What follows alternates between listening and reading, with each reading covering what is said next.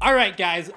Today is a very special day. It's the 22nd anniversary of the Naruto manga, published in the Weekly Shonen Jump, September 21st, 1999. Well, actually, today is August 31st. But when you're watching this video, it's gonna be that day. Okay. But anyways, to celebrate this anniversary, I have with me here three dudes that probably don't need introductions at all in this community. Naruto Explained, the Masked Man, and Swagkage. So yeah, we're having basically, if you will, a YouTuber Kage summit here. Okay, we've assembled the Akatsuki.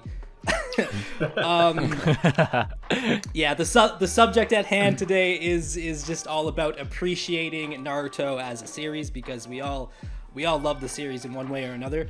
So yeah, I have some things for us to discuss, some topics that I've sent you guys to prepare. And the funny thing is, I didn't prepare. Like, I sent you guys those questions and then I forgot to think about. I mean, I already know them, but right. Like, I didn't like prepare anything to say, so mine's gonna be scuffed, but whatever. Yeah, and then afterwards I have some questions that my viewers sent in to talk about. So the first one is our favorite character and why, and we just kind of like spoke on this a little bit before we started recording. Right.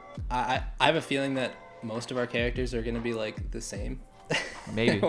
So, like, for me, I like a lot of Naruto characters quite a bit. So like the big meme with me is Madara. I can't escape it. Comments on every video, and Madara is up there. I think I'd feel most comfortable listing 3, because while I like Madara, I'm good with that. And it would be weird not to talk about him for me. I actually think my 2 favorites, and these swap back and forth like every week, are Sasuke and Minato.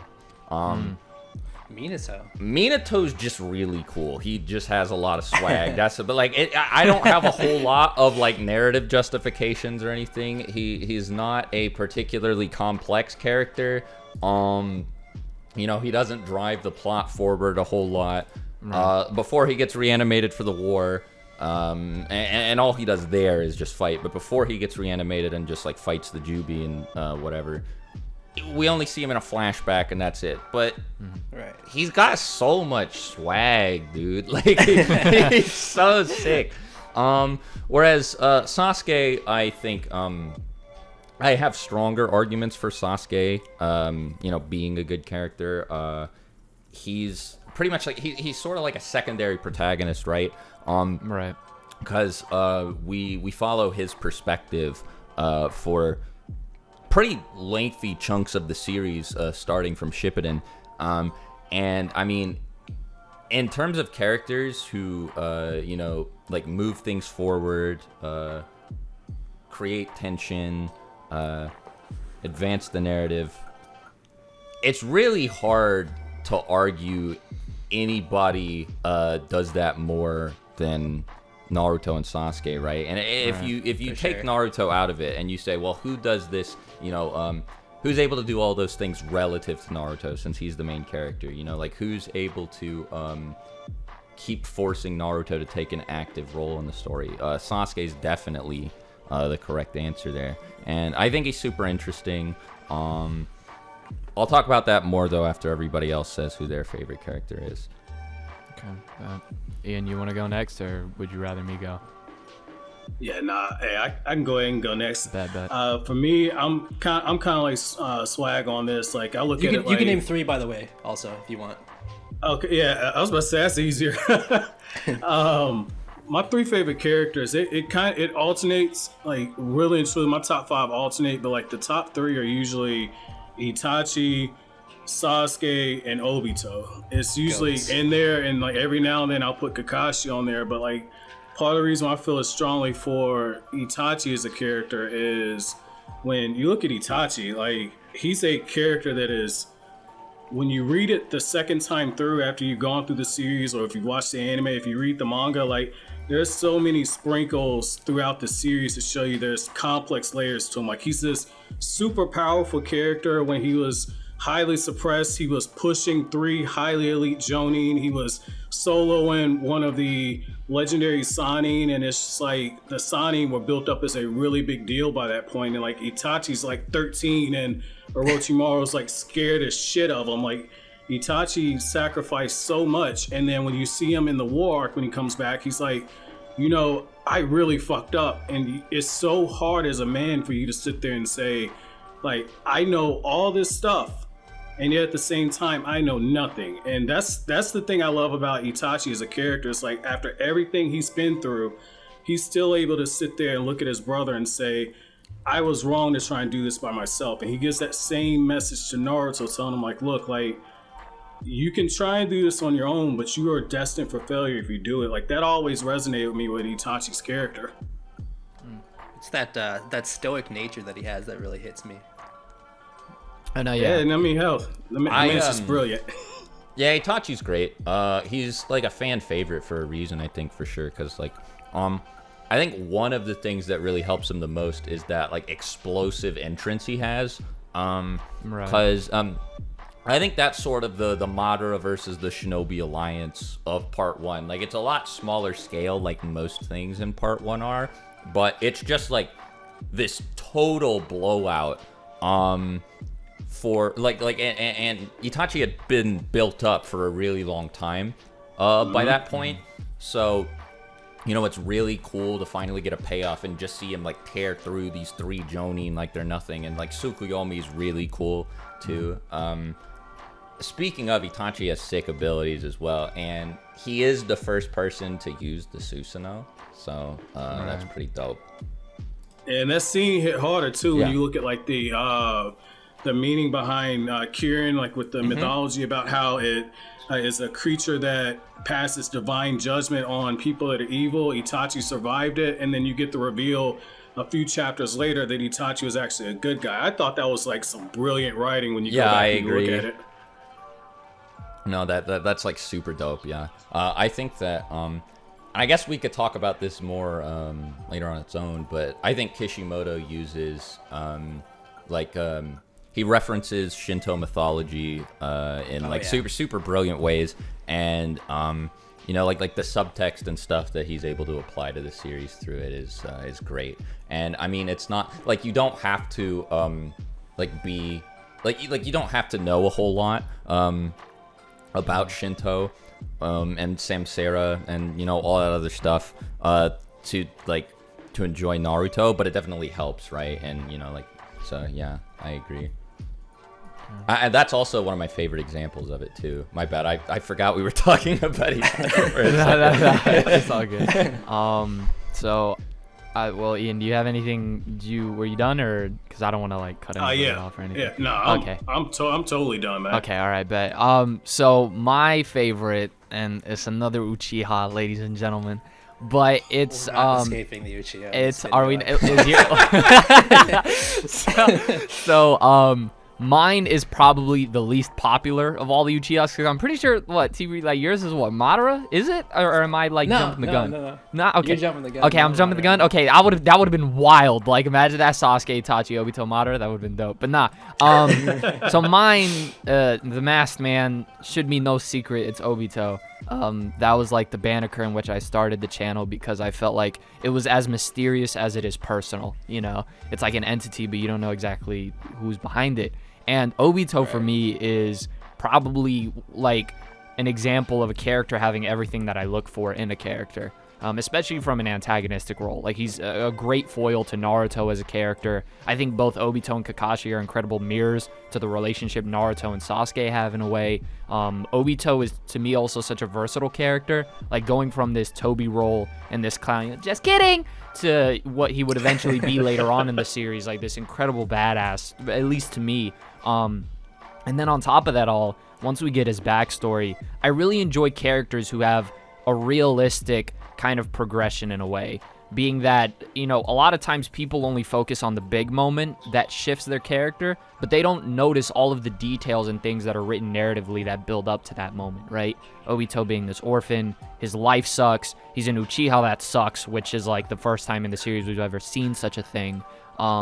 He's in this war as a kid, like he's left for dead basically, and he holds a lot of resentment because of that. The little hope that he has, you know, is instantly crushed when he sees the person he cares about killed by the second person he cares about. Like everything just hits, like the shit hits the fan for Obito. And he was a character that embodied, like, I would say just the idea of emptiness in its truest form. Like, this world means nothing. And we'll get into that more when I bring up my favorite quote, which is a pretty simple one. But nah, man, to me, Obito's just sick. Like, he participates in some of the best moments in the series. And for me, my favorite fight in the entire series, being Obito versus Kakashi. And I really love how he's this kind of person who pulls, you know, he's kind of the mastermind behind it, or well, Zetsu is. But point is like, you know, Obito's kind of Obito is kind of like the mastermind behind it all. At a certain point, and he yet does it from the shadows, and I really love that. Plus, this is gonna sound like a very point, but character design does go a pretty long way into me, you know, having that first. I agree. Obito's, okay, yeah. Like every single the white one mask of them, for me, dope, the white mask really kills it. The Rinnegan Sharingan, white mask, purple robe. Yeah. That. Mwah, chef's kiss. But yeah, no, all of his designs are dope to me. And yeah, no, I love Obito a lot. He's dope. I was actually watching something. I was doing a video on Sakumo the other day, and I watched this scene with Obito and Kakashi as kids, and I didn't notice it before. I'm not sure if it's in the manga. I can't remember, but Kakashi is like telling this is after Rin was taken, and Kakashi is telling Obito that that's just what a shinobi is, and then this is before like Obito's like fall to darkness. Obito's like to Kakashi, he says, if that's how shinobi are, then I'll just simply crush them all. But at the time, it wasn't like in the context of he's gonna be like the main villain, you know, because that's really cool foreshadowing. Yeah, right, yeah. I never noticed it before, but it was cool. Right, and then the quote he has, the whole shinobi who betray their friends are worse than scum, along those lines, like that. Yeah, Obito's so dope, dude, and like I agree with what you said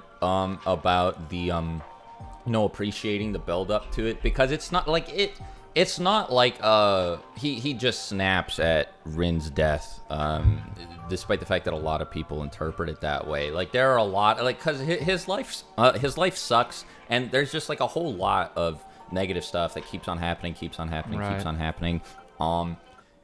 And you know, I can imagine that from his perspective, it seems like him and Rin are like the only people he knows who are like really interested in doing the right thing.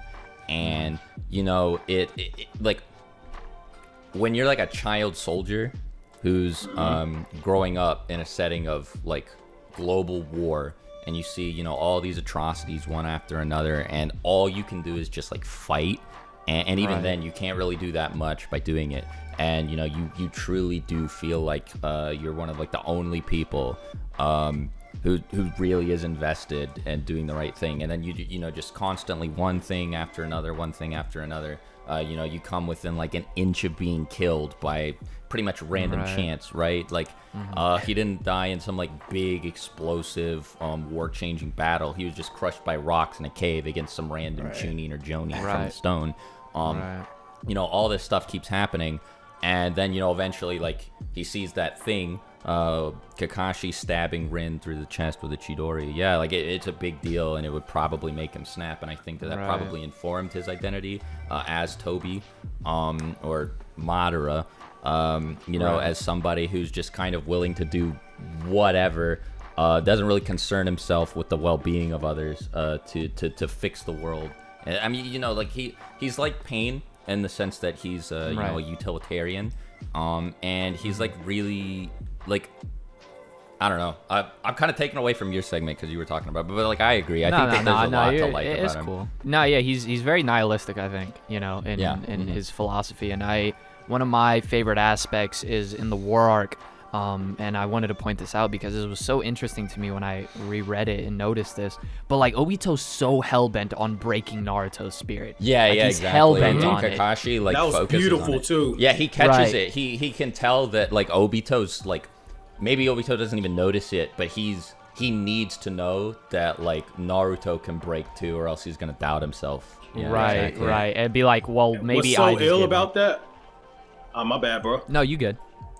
Well, I was gonna say, it's like, what's so ill about that is when you look at how he was trying to break Naruto, it was almost like he was trying to recreate the circumstances that caused him to actually snap and break. That's right. what I love about that dynamic right there. Right, right. And in the page, if I'm remembering correctly, that's where Hinata shows up and like holds Naruto's hand and like stands by Naruto, and then there was an image of like Obito holding Rin like dead in his arms, and it's just like Hinata being there for Naruto, kind of like Naruto had people to pull him out of that darkness repeatedly. Yeah, like and it Obito- reinforces like themes and ideas established early in the series too, Right. About like how, you know, if Naruto didn't have people like Iruka and everybody else who he was friends with, that he could have ended up just like Gaara or Sasuke, and Obito's another really good example of that. And I think that this is one of the first times where it's like really directly explored, like in the fight, not just as like in a meta sense where you, like the reader, think about it, but like where one of the characters is actually thinking about it too.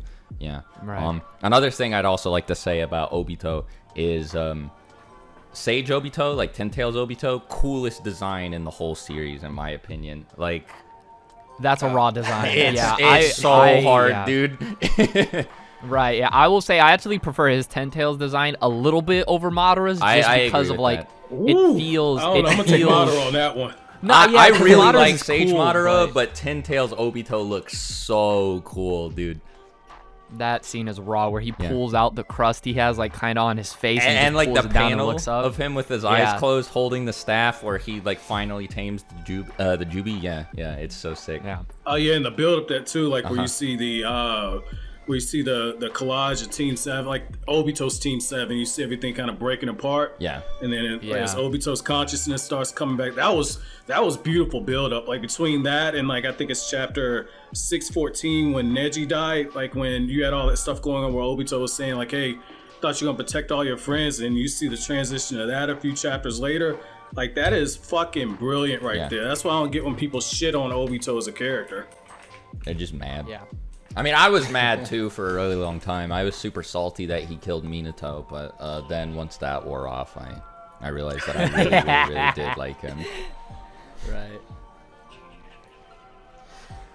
Oh, I guess it's my turn. Yes. Huh. Yeah, so like I said, we're not getting rid of the Uchiha in this. Let's in this go, conversation. gang! Now I will say that Madara is up there for me. He's probably like my 4th or 5th favorite character. Like who doesn't like Madara? Like I don't. It's just not possible. Right. But my favorite character is Sasuke as well, just like Swag, I guess. Yeah, I mean, obviously he's a very complex character in terms of like him, like his whole journey, and like him constantly like receiving new information and then deciding what he needs to do with that. And like the thing about me is that I really like seeing a character that has a bright future fall into darkness. I don't know what it is. I love it. I love Anakin Skywalker. Yeah, I agree. Anakin was the first Anakin. example that came to mind Yeah, for me too. yeah. Who else? Arthas Menethil from World of Warcraft. I don't know if you guys know who that is, the Lich King. Same story as Anakin, pretty much. And then Light Yagami. So these are like my favorite characters, right? So Sasuke, watching Sasuke as this really talented shinobi who could have had a bright future in the Leaf if he just had let go of his revenge. But just seeing him, no matter what Naruto threw at him, no matter what Sakura tried to do to stop him, he just kept falling deeper into that dark place. And even when he learned the truth about Itachi from Obito, he didn't decide to do what Itachi wanted. He's like, no, fuck that. I'm gonna kill all the Leaf Elders. So yeah, overall Sasuke is just like, he fits my perfect character archetype pretty much, just with that fallen hero, I guess you could call it. Even though I guess he was a hero kind of, but it's just, he's so like fluid too in terms of his like his motivation and like the things he believes. Not, and I don't mean he's like flippant, right? He doesn't like pancake on anything. He's like willing to change and let new information affect the way he thinks and what he wants to do. which I think is really and a cool. lot of people see that as a negative too. I don't Yeah, know. I don't understand, because like it's like he's like 17 and he found out that the thing that had informed pretty much his entire adolescent life wasn't true. Yeah. And that it was actually really, really, really sinister and like evil on the part of the Leaf. And I mean, I don't know. I've said this so many times before, but I just don't know how you expect somebody to process that like normally. Right? Like, what's he supposed to do? Go back home? You know? So yeah, and, like and nothing then, happened. And then, like, you know, when he listens to the Hokage speak, I don't get how you can look at Sasuke, like, being willing to listen to Hashirama and Tobirama tell him about what went on with Madara and the formation of the Leaf Village, and like, let that change his mind as, like, a bad thing. I think that that's so cool, because at that point, like, or not at that point, but right before the end of the fight with Kabuto, Sasuke was... I imagine that he was in a headspace where he was not willing to listen to, you know, anything that was like pro Leaf. Like he was pretty certain about what he wanted. But what Itachi said at the end did make him think a little bit and did create a little bit of doubt.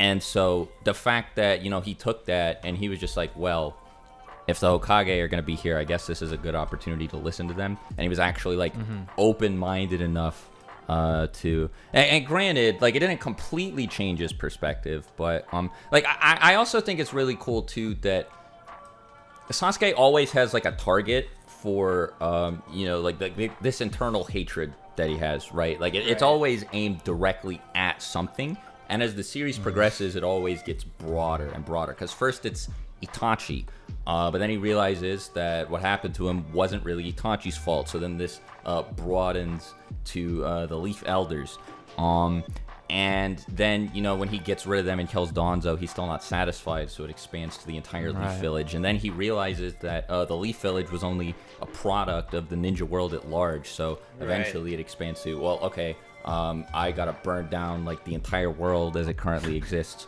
and fix everything. The whole system. And it's so cool, and I think it's really organic too, because like a lot of final boss characters in anime or like JRPGs or whatever have the whole "this world is rotten, I gotta fix it" mentality, but it just kind of comes pre-packaged in with them, right? Like that is a part of their character when you meet them. But Sasuke's completely different at the start of the series, and yet if you follow him, you can see exactly how he arrived at the position he is. He's at when he fights Naruto, which I mean, I think it's really cool, and I think Kishimoto handled him brilliantly. It's a great natural progression.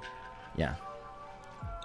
Yeah, like, you know, the other thing too, like when you start laying it out like that, the thing that people have to kind of accept is, like, as a writer, all those flaws that people take with Sasuke, saying, well, he changes his mind when somebody says something to him.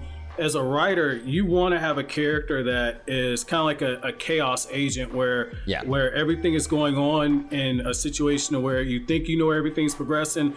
Every time Sasuke showed up in the manga, it was like a domino effect to a certain extent. And when you, as a writer, when you have that character, it allows you to actually push your belief that you have in, say, a character like Naruto, to where you have to constantly ask yourself, is Sasuke too far gone? And you see him going further and further into that darkness. But what made Sasuke so interesting was the fact that Sasuke is a byproduct of that ninja world, and it kind of goes into what happened with Obito. Obito got to where he was because of all this shit that built up. Same thing with Sasuke. He got to that point because of everything that he experienced. And so when you see him and Naruto clashing, that goes back to Kishimoto with that whole thing with the yin and yang on how he developed Naruto and Sasuke. It isn't just their power-ups. One gets a power-up and the other one gets it. As both of them experienced parts of the ninja world, you saw Naruto gravitating more and more towards the brighter, rosier side of stuff, also acknowledging that there is some darkness there. And then you saw Sasuke saying, this is the reality, this whole shit has to go. Like, that made that final battle so fucking beautiful. And then when they're standing on top of the statues of Hashirama and Madara, that was perfect bookends. I think volume 27, when the end of their battle took place at part 1. Like Yeah. that was, I got goosebumps reading that shit. I actually, because I wasn't sure how I felt about Sasuke for a really long time, reading the series, and I actually did kind of fall on the Sasuke hate train for like a little bit, following Really? the 5 Kage summit. Yeah, I don't know That what it was. surprises I don't know what it was. I think it was maybe just like the online echo chamber kind of pushed me in that direction. I wasn't really sure, but I thought it was just going like a little bit too far. But then when it was chapter 692, when he just flips like right at the end after the Kaguya fight, like that changed my mind. I was like, oh wait, no, okay, I completely get it now, and like my whole perspective on Sasuke changed. Like everything else was recontextualized, like when he explained everything, and also the end of that fight where he finally just kind of like lets go and just concedes everything is so satisfying. And when you get his internal perspective about Naruto and how he's seen Naruto this whole time, which I think a less talented writer than Kishimoto probably would have had a character like Sasuke spill that earlier in the series, but he had enough patience to have Sasuke hold it in until the very end and finally just spill all. It just feels so good because Naruto's been after him, trying to get him to come back to the Leaf Village, trying to get him to stop wilding out so much since volume 27, since the end of part 1. And you know, this happens in volume 72, which I mean, maybe it's 71, but I think it's 72. And it just feels so good. Because 71 is the Kaguya stuff. Okay, all right. So, but I mean, yeah, and one thing that I said to Roger's Base actually when we were talking about part 1, recapping it, was for anybody who doesn't like Sasuke, I think it's worth asking them a question, which is, well, do you agree that anytime Sasuke is doing something, generally the series is pretty interesting? And most of the time people say yes, because it's kind of hard to disagree. You know, Sasuke versus Haku, the Forest of Death stuff with the curse mark, Sasuke versus Yoroi even, because, you know, you have the curse mark dynamic, Sasuke versus Gaara, Sasuke versus Itachi, versus Naruto again, and then everything in Shippuden when he fights Team 7, when he fights Deidara, when he fights Itachi, when he goes to the Kage Summit. All of these things are interesting and are extremely important moments in the series. And so then what I say is, well, so if you agree then that the character is a catalyst for interesting things to happen all the time, never a dull moment when he's the focus, how can you say he's a bad character then, right? That's a good point. Yeah. Even that like beginning section of Shippuden where it's like Sasuke's not there, the whole time I'm thinking I mean, obviously I'm enjoying like what's going on, but the whole time I'm thinking, okay, where's Sasuke? Yeah, exactly. Sasuke No, I was worried about the exact same thing. I was just like, so this is cool and all, but it would be a lot more interesting if we had some Sasuke Uchiha on the page right now. And then when he does show up, like standing on top of that cliff with his sword, so dude, cool. bro. It's so cool. And then he just smacks Team Yamato, dude. Yeah. Like that. Go ahead. No, go ahead. All right. All right. I was just gonna say real quick, my bad, is I've noticed a lot of times when it comes to the dialogue around like Sasuke's character and the dislike for him, as I was very much on the Sasuke hate train when I first started the series, but it was never his character writing.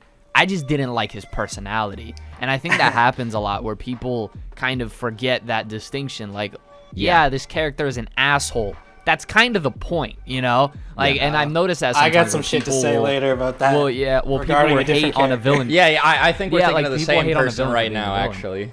actually. But anyway, yeah, go people ahead. will And finish.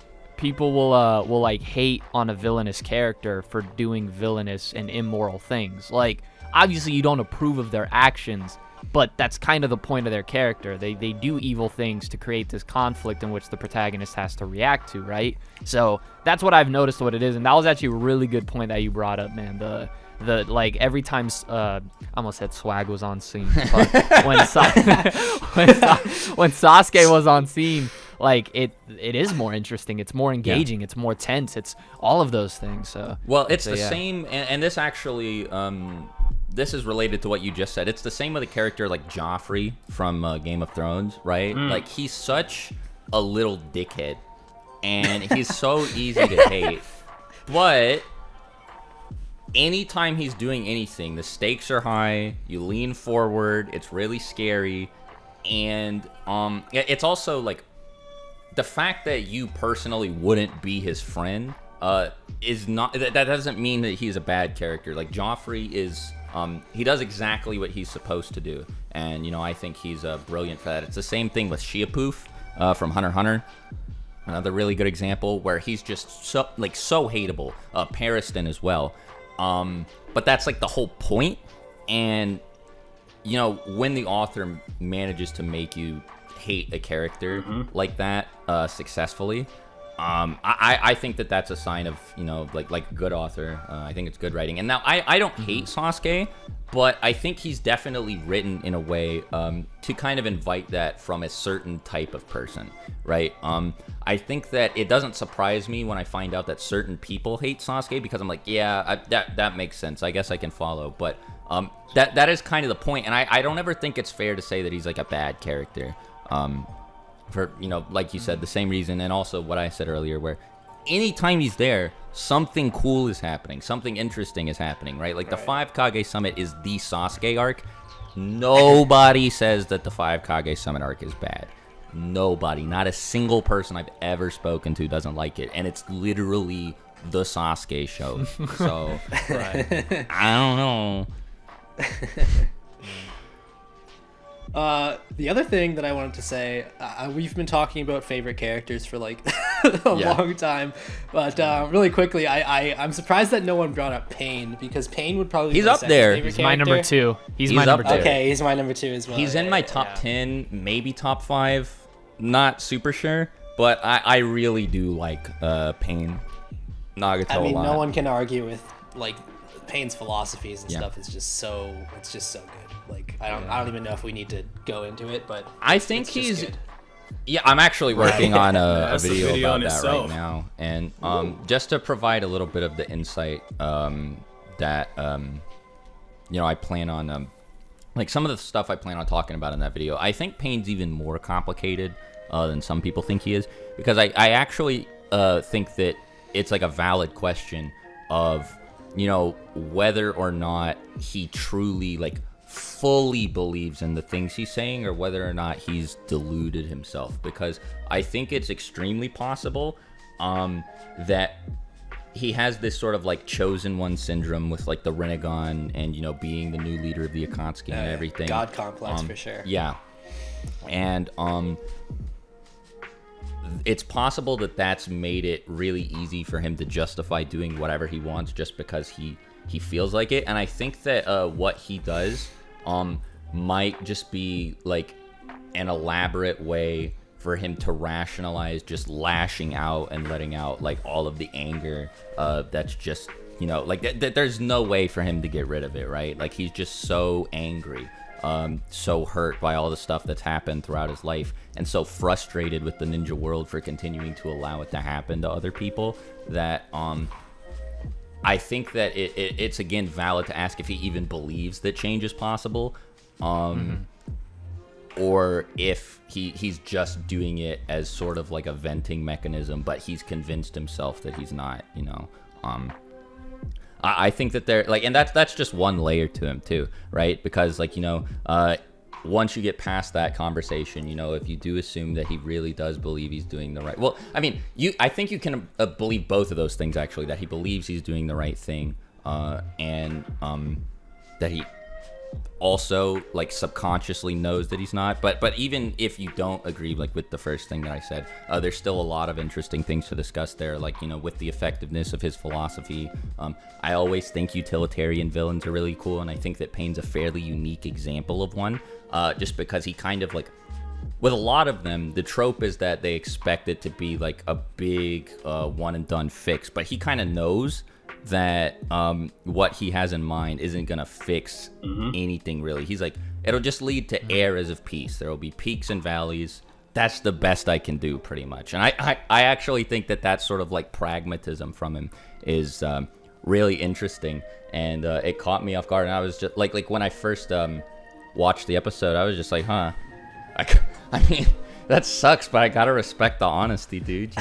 And then like after he says that, Like, Yeah, I mean, he after even he says says it, that bro. in Naruto, it's like, I don't know, man. That's kind of, are you sure? He's just like, well, you got a better answer? And Naruto doesn't. And it's like, wow, wait, hold on a second. Well, even before the cycle of hatred stuff, like Yeah. when you go into when he's explaining to Hidan like the whole reason for getting the Akatsuki together, when Yeah. he lays out the plan, I think it's like around it's in the volume after Asuma dies, so like around volume 35, 36, somewhere in that area. The thing that he tells Hidan is like, well, yeah, you know, we're gonna get these Biju, and yeah, there might be time, like you said, there might be times of peace, there might be times of war, but using these Biju, we're gonna make a weapon, and it's gonna remind people of that pain. And once that pain is ushered in, that's when you have those times of peace again. I think that, like you were saying, that's what makes him so interesting. Is he knows like, yo, this shit might not work, but this is the best we can actually do. Yeah. Well, and I also think too that one of the things that's the most telling about him is his plan doesn't actually involve using the Biju weapon. He plans on giving it to people and then letting them do it. And when they do, they totally prove his point in the process, right? Like if they don't actually use the weapon for anything, then that's good, because then, you know, whatever, there's peace. But if they do, then his point is proven. You know, it kind of, you know, reinforces his beliefs that the world is just going to, you know, it's going to be in a perpetual state of war with, you know, brief stints of peace and whatnot. And so yeah, I think that that's really cool too. It's a little bit subtle. It's something that I don't see a lot of people talk about, but like with everybody else, you know, like Madara and Obito both plan on like directly initiating the infinite Tsukuyomi. They're basically like forcing everybody to sit there in their little tree cocoons, but Pain's just like, so as part of my plan, I am not gonna force anybody to fire the giant Biju laser. I'm just gonna give it to them, and they're probably gonna do it and scare everybody else into not fighting. Another thing that's really cool about that is it's definitely like it's a pretty transparent analogy for nuclear weapons. And the I forget what the term is called for you know, like the sort of like the mutual fear of using nuclear weapons when everybody has nuclear weapons. But I really like. I think it's super neat that Kishimoto was able to figure out an analog to that in a series with like no modern technology at all. So anyway, yeah, I think I've said everything I want to say about mutual assured destruction. Yeah, that's exactly what it is. I think I want to say there's a quote out there too. I might be mistaken. I might be misremembering, but I'm pretty sure there was a quote saying that the events of World War II shaped some of Kishimoto's thought process on some of that stuff. Yeah. Like I started digging into it because I think I remember that I think too, it was yeah. one of your tweets about the shadows when the atomic bomb it was either you or Axelian, about how like when the bomb went off in World War II and like it just like left the shadows on the ground and all that. Yeah. Started doing the digging on there, and it's like I'm pretty sure Kishimoto said World War II kind of shaped some of his thoughts. I mean, that when you look at it from that perspective, I mean that explains a lot with Pain's. That fits your analogy too. Yeah, I think that it enhances Pain like even further. There's definitely like a lot of real world parallels there with him. Yeah. This is now. I don't want to do TeeBry's job for him at all, but I wonder if because I feel like this is such a perfect segue. Because like the next topic was like favorite arc and why, and mine is Pain Assault, and we've been talking about Pain for like a couple of minutes. Okay, go for it then. So yeah, like what everyone said already about Pain's character. Like if I had to choose a villain, a character to like represent what I think is Naruto at its best, I'm going Pain. And arc wise, I'm personally going Pain Assault. It was actually the first arc in the series that I saw, because I saw it with my homies at school, and they had already they were already ahead, and I just joined, and they're like, yo, you should watch this with us. Yeah, you should watch this with us. And it was literally the episode where he goes, this world shall know. I was like, holy shit. So I had to go back and watch. I had to go back and watch all of part 1 and catch up, and then, you know, go on from there. But First things first, minor thing, Pain's voice. I'm not gay, but it would make me gay. Either like that is such a, it's so powerful, and it like my voice cracked, but it's so powerful, but it's so good. And I love antagonists that feel like there's no stopping them, you know, and it's not just because Pain's they're a perfect stronger. example of that. Like, But you yeah, their look him in ideology. the eyes, and you're just like, oh my god. Like, as soon as I saw the Rinnegan, I was like, dude, Jiraiya's dead. Get out of Right, there. right. And then it just does all these things that you wouldn't expect. Like, he goes up and just like, sorry for the term, but butt fucks Kakashi. Like, it's not pretty. And then Naruto pulls up with the Sage form. And usually I had been used to, you know, because before this, my only real experience was like Dragon Ball, Magi, a few other things. But I was used to, okay, power up, new form. He's going to go in there and wash him. Not what happened. This is not what happened. Like, I blinked and Naruto was on the floor pinned, and he just picked up his woman and threw him on the floor. And I was just like, yo, what is going on? And then he proceeds to give to this day, and it doesn't matter how much more that I read, you know, because people will hit you with that. It's like, oh, you like Naruto, read more. Yeah, that don't apply to me, bitch. Like, that don't know. But to this day, the cycle of hatred is one of the greatest speeches ever. And, you know, Swag, you brought it up and all that, and it's such a direct conflict of ideologies, and that's what Naruto's really about, I think, at its core. Now looking back on it, it's always a clash of ideologies, and the fights is just a way to prove which ideology was stronger. And so all of that plays into it, all of the stakes. You know, you have Jiraiya, a beloved character who died. Now, personally, I wasn't in tears, but I know a lot of people who were in tears because of Jiraiya's death. Dude, I'll watch that on YouTube and still cry. I swear to God. And then it's just, I love everything about that arc. And I've always said an antagonist many times can make or break the arc or the series, because it's like, obviously it's a very important role, and Pain is just perfect. Like, he's the embodiment of his ideology, from the name to the quote to everything. And it just, by the way, also another minor point, the Rinnegan abilities, fucking dope. Like, they're just so cool. Like, they make him feel so much larger than life. Yeah, like, he really does feel like he's on another level, and it's super appropriate for him. Right. And so for me, Pain Assault from beginning to end is just an arc that I can revisit and always just fall in love with. And there's people I've heard try to discredit it and Pain's character, as well as Obito's, because of like, oh, you always hear it like talk no jutsu type shit.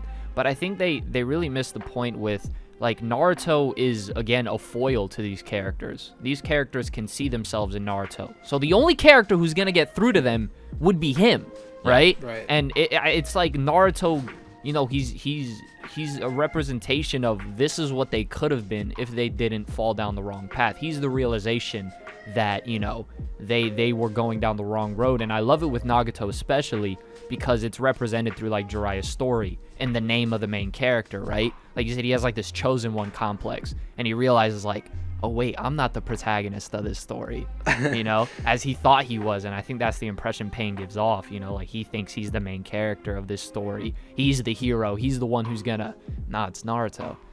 So I really do adore that arc from start to finish. Yeah, I 100% agree. That would be my favorite arc as well. I'd say that's my second favorite arc. It's up there for me too, yeah. Like, I really like Pain's Assault. It's S tier. I definitely think it's top 5 for sure.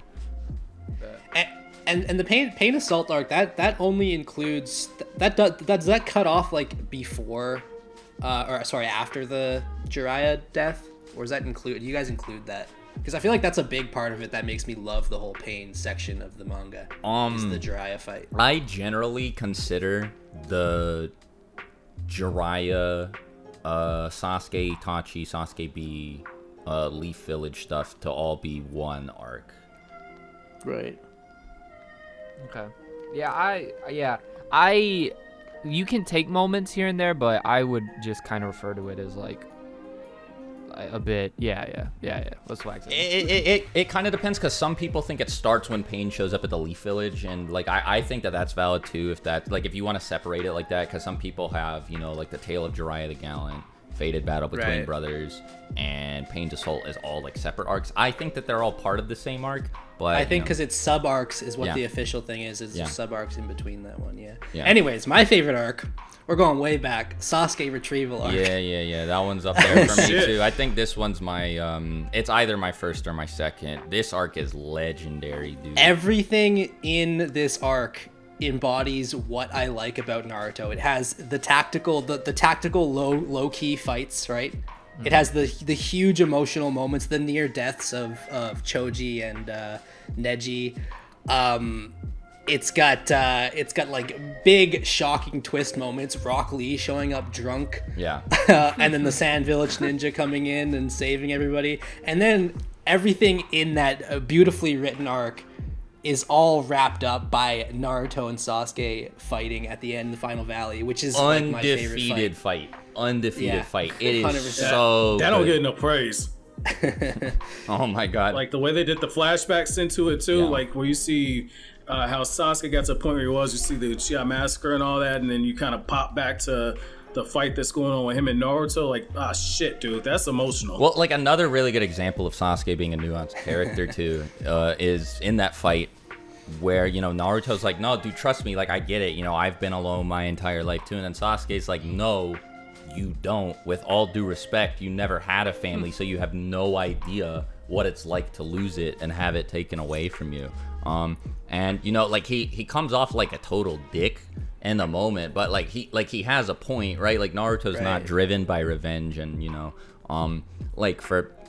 I think there's also a little bit of self-awareness when Sasuke says it too. Like I think he knows that he's not even doing the right thing, and you can kind of tell, you know, throughout this arc or throughout all of part one, really, he kind of knows that, at least maybe like on a subconscious level, it might be like a thing like I was saying with Pain too, because I think that Sasuke's convinced himself that killing Itachi is like the morally correct thing to do. Like it might even be like a moral duty to him, but I think that on some level he knows that it's not right, and he's just doing it for selfish reasons. And so when he says that, I think that there's kind of like obviously there's like the direct meaning there, but I also think that he's like separating himself from Naruto too, right? He's just like, no, like this isn't, like, I'm not doing this for like noble reasons. I'm not like you, Naruto. Like I just hate Itachi and I can't keep letting him live. Speaking of, because we're gonna talk about favorite quotes later, that's up there for me. It isn't mine, but I think I just like to highlight it as like an honorable mention here. Outside of that fight, though, I also really like all of the Sound 5. I think that they're really cool and super underrated too. My thing about the like everything that comes from Orochimaru, I really like. Yeah, like I it's just agree. like their abilities are also like freaky and like really like creative. Yeah. Even Just Jirobo, who's just like characters. kind of like a big, tough, strong guy, feels weird Yeah. and unnatural. Right. Yeah. Speaking of, I don't know how, but like Choji versus Jirobo was way too hype, dude. Sitting there watching it on Toonami, on the sofa, I was freaking out. I was like, oh my god, he took the red pill. No, bro. And I don't know. like all of the fights are incredible. It's really hard to pick a favorite one out of them because like I think I'd go with Neji versus Kidomaru for Yeah. me personally. I mean, other than Yeah. or sorry, not did I say? No, I didn't say Kidomaru, you did said I? it. Yeah, you were Kidomaru. right. Okay. Other than the Sasuke versus Naruto one, It's I would really say hard that 'cause really I- like that one. I think that Sakon versus Kiba and Tayuya versus Shikamaru are my two favorites. And it's really hard to pick a favorite out of them. I also really like Gaara versus Kimimaro. So like that, they're all just so good. There aren't any bad ones. Yeah. And the fact that Rock Lee was saved by Gaara of all people. Yeah, is just super. like, Right. okay, That was a beautiful great. irony. Like it, the arc is just like kind of a bunch of fights when you boil it down. But I also think that it still manages to be so much more than that. And we also didn't even talk about the thing that kicked it off, which was the hospital fight on the rooftop, which Right. I think is super underrated. Right. Like if Naruto and Sasuke hadn't fought in the final valley at the end of part 1. I think that would be my favorite fight in part 1 because it's so perfect. It does suck that it gets interrupted. And, you know, like, if we didn't have the finale at the end of part 1, that would be a huge bummer. But, you know, Kakashi stepping in makes a whole lot of sense when you have the context of, okay, well, Naruto and Sasuke are going to really wrap it up at the end of part 1, right before the time skip. So, and that's the good thing about it, too, is because it's like that fight, they cuck us, right? Yeah. And then it's like a build-up to when they meet in the final valley. And you also get just a little push for Sasuke when he sees the back of the water tank. Which, that will always kill me, so man. cool. So cool. Just sees the giant exploding hole in it, and he's like, I'm a He's Well, so because he mad. smiles first, right? When he sees the front, the holes in Yeah. the front, he's like, huh. And then he jumps down, and then he sees the back one. He's like, He's shit. like, oh shit. Yeah. Naruto would have blown my ass to pieces. Dude. Yeah. Yeah, I mean, there's really nothing wrong with this arc. I don't think it does anything incorrectly. And also, Shikamaru being the team leader, perfect. You know, like... And being unsure of himself, too. Like, that he's going to be able to bring all his friends home alive. Yeah. It's such a subtle piece of continuity, too. Like, following up on the fact that he was made a Chunin after the Chunin exams. But I also think it's funny, too, that... we're still in part 1, so side characters like Shino are still getting respect. Naruto mentioned, or I think Kiba mentioned Shino. Somebody mentioned bringing Shino along. They were like, yeah, he's really strong. He's probably one of the toughest people here. But he's got, like Kishimoto was too afraid to bring Shino or something because he was so strong based on, like, his fight with Zaku or something.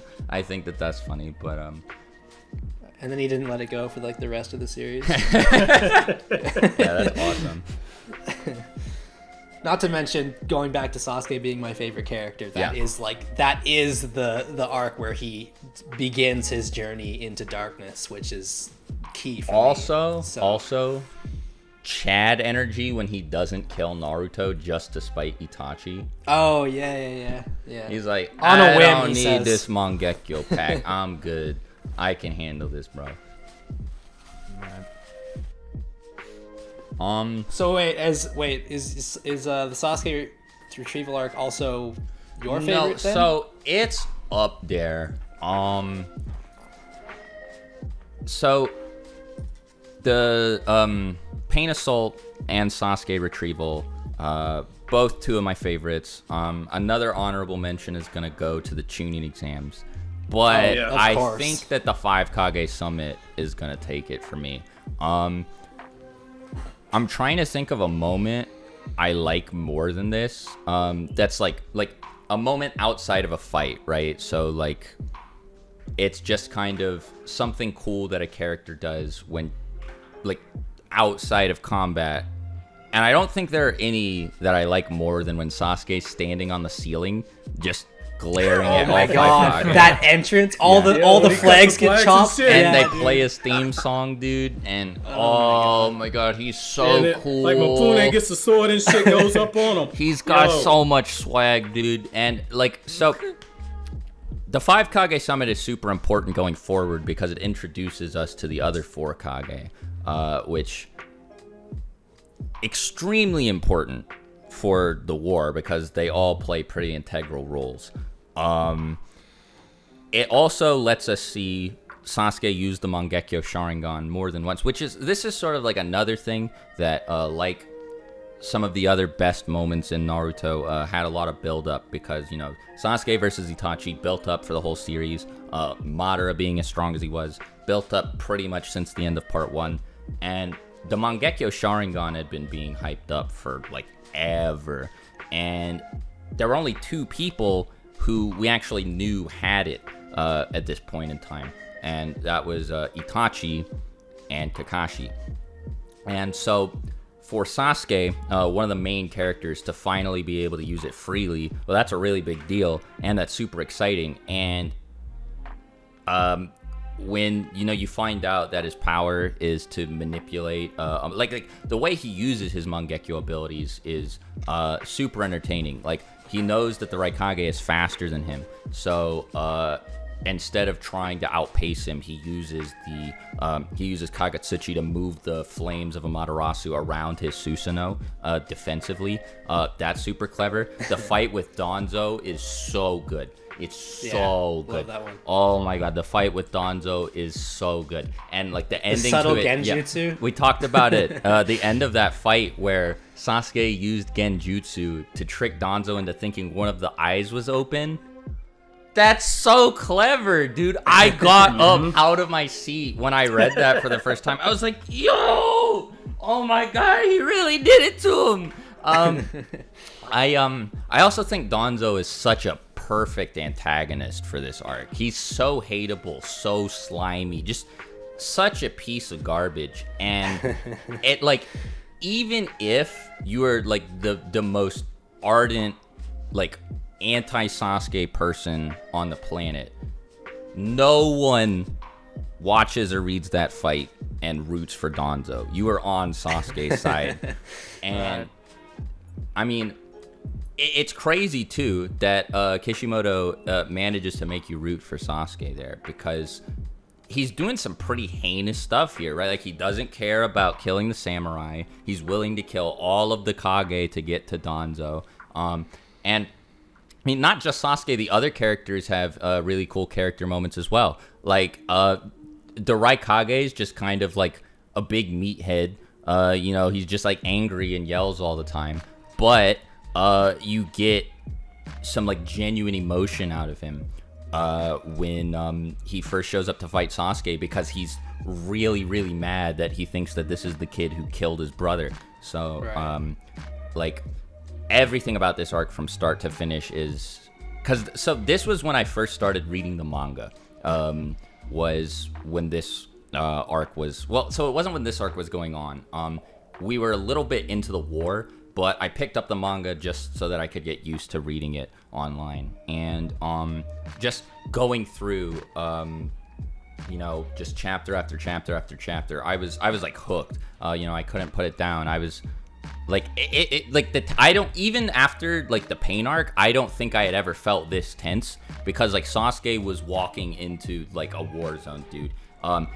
This was like, it was so dangerous, and I feel like I'm just kind of gushing right now, so I'll probably bring it to an end, but I love this arc. It's probably more for personal reasons than it actually being better than some of the other series highlights, but man, it's great. It's definitely a really solid arc. There's even the stuff with Gaara has a lot of good highlights in this arc as well. When he says to the Kage, he says, when was it that you had forsaken yourselves? And they're just all like, shit.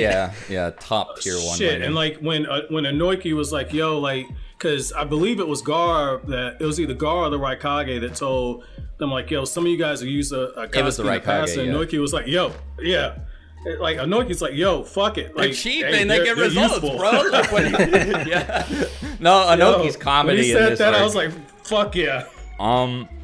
We also get Obito breaking down the Eye of the Moon plan, which is pretty great, and this is the foundation for the war arc, which takes place later. So,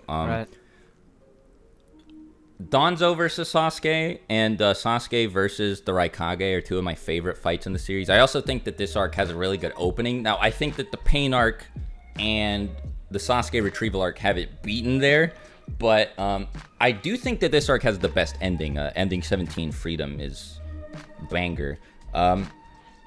Also, there's one shot, I think it's only in the opening, I don't think it actually happens in the manga or the anime, but when you see Gaara crying when he has to fight Sasuke, dude, that hits so hard, because like he tells him that he's been down that road, and Sasuke's like, I've long since closed my eyes. Yeah. Like, damn. So cool. But yeah, I think that's all I gotta say about this arc. So all right. For me, I was kind of worried, Swagkage was going to do this one. Like, when he said the tuning exams, that's my favorite. That's my favorite arc by a long shot. Good like, pick. I'm glad we all had different arcs, actually. Yeah, like with the tuning exams, like what kind of got me with that arc was, it was that first moment where, for me in the series, it really felt like no character was safe. Like, you got these kids that are going into the forest of death, and then you meet Orochimaru, and it's just like Orochimaru is just fucking around with them. When he puts Sasuke and Sakura under the Genjutsu, and you see, I believe in the manga, Sasuke vomited. Like, you had that moment to where like they're like completely shook, and you look at it and it's like he could kill them at any moment when he wanted to. Anko confronts him. You get the whole plot reveal of like, oh, Anko and Orochimaru, they got history. You got Anko meeting with the third Hokage, and they're like, if only Minato was here, we'd be able to stop this guy. And then Kakashi's not there to save Team 7 at any point. You got the Sound Ninja coming, and all they got is Sakura to defend them. Rock Lee shows up. Lee was this absolute beast. Lee loses the fight during that point. Then you get to the moment when Kakashi's getting ready to protect Sasuke, and he's like, okay, Orochimaru, I got something for you. He's got the Raikiri going, and then Orochimaru was just laughing this shit off. Kakashi was a fucking badass at this point, but you get to that scene there, and he's like, he could have killed me. What was I thinking? Like, at that point, Orochimaru was just like, yo, you can't get no better than this right here. Like, that whole feeling that is like, was yo. one of the best villain entrances in the series, when he like rips the skin off of his face there. It's like, yeah. oh my god. Yeah. Hiruzen versus Orochimaru is also really underrated in my opinion. I think most people really like it, but I don't see it pop up I like in that fight. discourse about good fights that much. A lot of people watched the anime, right? And that fight is like super dragged out because they come back to it. So I think a lot of people don't like it because of that. No, my It's like cousin they're and I had standing like a there running forever. gag for years where we would just talk about how it would keep cutting back to Hiruzen just like pulling Yeah. out his soul. Yeah. But Shit, and like with that fight too, like when you look at it, like Hiruzen, like he's old, but then Orochimaru after the fact is like, this dude could have killed my ass if I would have did this earlier. Yeah. That's when you look at Orochimaru and it's like, not Orochimaru. When you look at the third Hokage, like holy shit, like that line where they're saying, this is just my opinion, like that line where they're saying that, you know, the third Hokage in his prime might have been the strongest Hokage, and you see him go up against, granted it's weaker versions of the first and second Hokage because of how Edo Tensei worked, but it's just like even weakened versions of the first and second Hokage, he's fighting 3 Kage level shinobi, and in his old age to be able to do that, like that hands down, that is fucking amazing right there. Excuse my language, but like that is fucking amazing. I think it does a really good job at setting up, like giving you an idea of what to expect later. You know, once Naruto reaches that level. Now there's a little bit of power creep that makes the fight less impressive in hindsight, because you know they're like throwing tiles at each other and making trees, whereas later on you got the true thousand hands. Right. But at the time, you know, you don't really know that, and I don't think that, you know, those things make the fight worse in retrospect. And in the manga, like specifically, I think it's drawn so well in the moment when the coffins pop open, and then everybody's like, "No way!" The first and second Hokage, it's like, "Oh my god, bro!" And like you find out that. You find out that he stole the fourth Kazekage's body, so he's like, you know, obviously a Kage level threat already. It's just like, oh my god, like what's gonna happen? And the Reaper Death Seal making its debut was also like, I mean, like what a good jutsu, right? Like the whole arc is choice too, and that's just one fight towards the back end too, right? You know, there's all the other cool stuff like Rock Lee versus Gaara, right? Yeah. Sasuke breaking Zaku's arms with That the curse whole mark. the curse My mark God, moment is so dude. good. Oh yeah, and like I mean, like even at that, like you got the hype moments, but then you also got moments with characters like Shino, where when Shino's fighting and you see the strategy that's implemented on there, like that, like shit like that makes you look at that arc, and you really got to see everybody's skill set, what made those characters so special. Like you got to see all that, and you also got to see like with a character like Tamari, like in the anime, because in the manga, In the manga, Tensei gets done dirty. They get her out of there, bro. Cut to, she's done. was over with. Yeah. But she's using wind release in the anime, and that's like your first real nod right there, where you look at it, it's like Ganon that can use those changes in chakra nature. Yeah. They're already on a super high tier. Like when you go to I think chapter 4 or 5 when Kakashi has the bell test moment, and he sees Sasuke's fire release. It's like, holy shit! Why are Ganin using jutsu like this? And like it carries over to Chunin exams. The more dangerous opponents were the ones who were using some type of elemental ninjutsu. They were clear cut above the rest. Yeah. I agree. Everybody was really scary too. You know, you got Gaara just sitting there being like a world-ending threat. You know, like you sit there and you're like, bro, if Naruto makes eye contact with this dude, he's dead. So, and the then written he fucking exam, transforms. Yeah, then he transforms. The written test too, where everybody has to cheat, is that's incredible. So That was well clever. done. Yeah. I was gonna make a video actually like entirely on that one part because it's never like talked about a lot, but like it's very well written, that whole scene. I agree. Forest of Death is great, a classic. Though I do think it gets bogged down a little bit by the Rain Village guy. I think his name is Mubi. Or maybe is he the one who was always like unlucky like all the time? Yeah, the Was guy that with him? his Genjutsu clones. That part kind of Obero. sucks. Yeah, Obero, that's his name. It's only bad in the anime though. In the manga, I don't think it's a really big deal.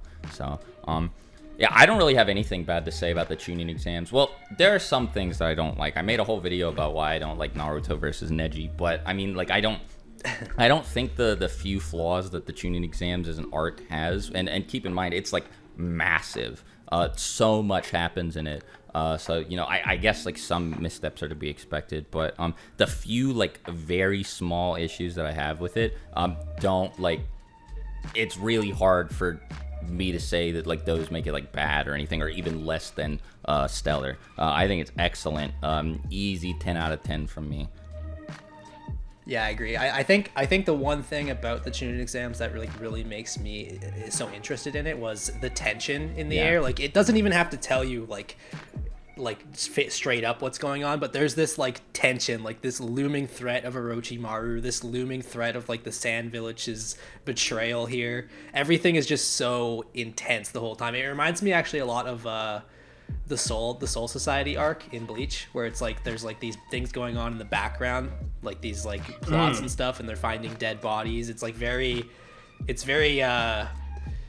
like there's this back plot going on while this tournament arc is going on, you know what I mean? So it's like very tense the whole time. As far as tournament arcs go, I gotta say Chunin exam is definitely my favorite by far. Yeah. And like on your thing on Bleach too, real quick, like with the Soul Society stuff and Chunin exams, another thing that both those arcs really share is the fact that you've got a lot of good internal conflict in those arcs right there that really makes the external threats of the battles that are taking place, it really makes them hold more weight, in my opinion. Yeah, I agree. So what was the next question here? So the next thing I have here is just it's kind of more of a general one. What's like your favorite like aspect about, I know there's a lot, right? But what's like the one thing that draws you into Naruto the most? Like, what do you love about it? Ooh, that's It's this tough, one, I know. Okay, this one is, I mean, obviously there's the fights, there's whatever. This one's gonna be pretty broad, but I think it's appropriate. I love the characterization in Naruto. Like, I love the characters, right? Like, I love Kishimoto's ability to really make a character right. It's like they're more than just pieces that, you know, react to a plot. They feel like, I don't know how to put it, but every character embodies something. They're not just there to react to the plot, at least for the more important characters, right? Like, you know, we went into this with Pain, with Obito, with Sasuke, but also other characters who have a bit more minor roles, like a Sasori, and all that. Like, those are characters that I think feel so fleshed out despite the little time that they have, and they can embody things such as loneliness or the idea of friendship, you know, all of these things that kind of tie together for the greater thematics of what Naruto is really about. And I just really love that, you know, like when people many times have their debates within like the big three, right? I recently read Bleach, so now I would have read all of the big three, although I need to get caught up to the recent arc in One Piece. And to me, I think character-wise, Naruto, because people like to complain a lot about how many characters are wasted in Naruto, right? But I think for however many characters you could list that were quote-unquote wasted, I think you could list like twice as many who were fulfilling or great in their role. So, you know, I will stand by the fact that I think out of the big three, I think Naruto has some of the strongest characters, without a doubt. I mean, like, if you were to pull up a list of people's top 10 Naruto characters, like, it's stacked. Like, in there, I'd throw in Naruto, Sasuke, Obito, Pain, Itachi, Gaara, Sasori, Kakashi. Like, everybody has a different top 10 list, too. That's right, like, yeah. That's a sign of a really strong cast. Yeah. So I'd say that. The characters and Kishimoto's ability to make them more than just whatever role they participate in at times. That's also my answer. So just for the sake of switching it up a little bit, another thing that really drew me into Naruto was just the creativity of I don't want this to come off as the wrong way, like, oh, he just likes the fights, but like just the creativity of like the power system and the way the fights are. Yeah. It just struck me as something so different from what there's I've seen nothing wrong with that. Like it's really cool and unique, right? And like ninjutsu is dope. Genjutsu is dope. You know? Yeah, so, the strategy was just like the way I always described it was that like Naruto fights compared to, at least, like, I can't speak for all shonen because I obviously have not seen all shonen, but at least for Naruto specifically, the fights felt more of like a chess match rather than like just a straight up brawl, you know? Yeah. So that always interested me. Like when I know Swag, you do like the versus battles, and I know it's not your main thing. Yeah. Like, I know you said that in the past, like, you know, people are like, oh, you're the versus. And it's like, nah, there's other content there. But like when you do the versus battles and everything, the thing I always found interesting, and this goes into your point about just the fights in general, is it feels like a chess match because in Naruto, unless it's like a huge difference in power, you look at it, it's just like, technically you got a chance. Like if you look at the ninjutsu arsenal and the chakra natures people got, it's mix and match, and there's different scenarios and factors that can decide the outcome of the battle. That's like when you said like the fights are your favorite aspect, I was like, yo, fuck yeah. Like, who cares if somebody says that, you know, oh, you know, you just like the fights? Like, no, the fights in Naruto are really brilliant. Yeah. Right. It goes back to that whole thing with like because Shinobi, like in real life, the whole goal is to trick your opponent, right? So Kishimoto took that like aspect of Shinobi. Obviously, the Shinobi in Naruto do not really follow the lines of an actual ninja from real life, but that core element of fooling your opponent is still there, which I think incorporated into the strategy. It made for really, really interesting fights overall. It's the whole thing like Kakashi kills Zabuza's water clone. Turns out that wasn't the real Zabuza. Zabuza kills Kakashi. Turns out that wasn't the real Kakashi. And they like go back and forth there for like a second. I was like, oh my god. Yeah, even in the first chapter, there's that sort of dynamic with Iruka and Mizuki, like transforming from Naruto to you know, how did you know I wasn't a Haruka? Because I'm a Haruka. Yeah, bro, dude. Goat. Right. I will say real quick to the point of the fights with Naruto is I've heard this before, and we've all heard very bad arguments when it comes to like critiquing an anime or a manga. For example, like, oh, if you took this character out of the series, it wouldn't be as good. Yeah, no shit. But the one that I hear a lot with Naruto is like, oh, like, you know, it's y'all are just buying into the hype of like the fights, right? And it's like, okay, so let's break this down. Would you categorize Naruto as a battle shonen? Most people say yes. Okay, so when the genre of it is battle shonen, in which the main conflicts of the series are dealt through battles and fights, You get what I'm going? Like, it's like yeah. No, I know exactly where like the end point of this thought is. And it's the same with Dragon Ball. Like, it's like they'll take us like, oh, well, Dragon Ball's not this It's not a psychological manga. Like, I don't look at freaking what is it? I don't look at Kaguya-sama and take points away from it because it's not a dark fantasy. It's a rom-com, you know? Like, it's a rom-com partially psychological, so I judge it based off of I don't know. parameters. Fights in Kaguya-sama are kind of trash, bro. Right, but I see that all the time with Naruto. It's like, oh, you only like the fights. Well, all right, dog. You know what? You got it. But yeah, not to mention that, like, that on my chest. Kishimoto told the story through the fight. Like, even if the fights weren't like Yeah, technically exactly. interesting, like the story is being told through the fight. Like, character development happens in the midst of combat most of the time. So like, it's not even that it's just like raw fighting and no like story behind it. It's there. Everything's there. And that takes talent too. Yeah. That takes talent to tell a story through action, because, you know, like, lesser writers will rely on info dumps, or they'll have like the dialogue boxes where the author's putting in clarification comments. Like, being able to tell a story, I liken it to pro wrestling, where essentially you got your baby face and your heel, and you kind of know, like, you know, the heel's gonna do this, the baby face is gonna do this, but the match itself tells a story. Those Naruto fights, it's the same thing. Like, especially with the build up to the fights, like, that takes talent to pull that off. Not everybody can just have two characters go back and forth fighting, and then you actually be able to pull away actual literary themes based on the fight. Like, that's like that is huge talent. Yeah. So, this is kind of hard because I like a lot about Naruto. The characters in the fights are really good. I mean, it might be one of those for me, but we've already talked about them. One thing that I also think is really cool is I think that the pacing in the series is handled really well.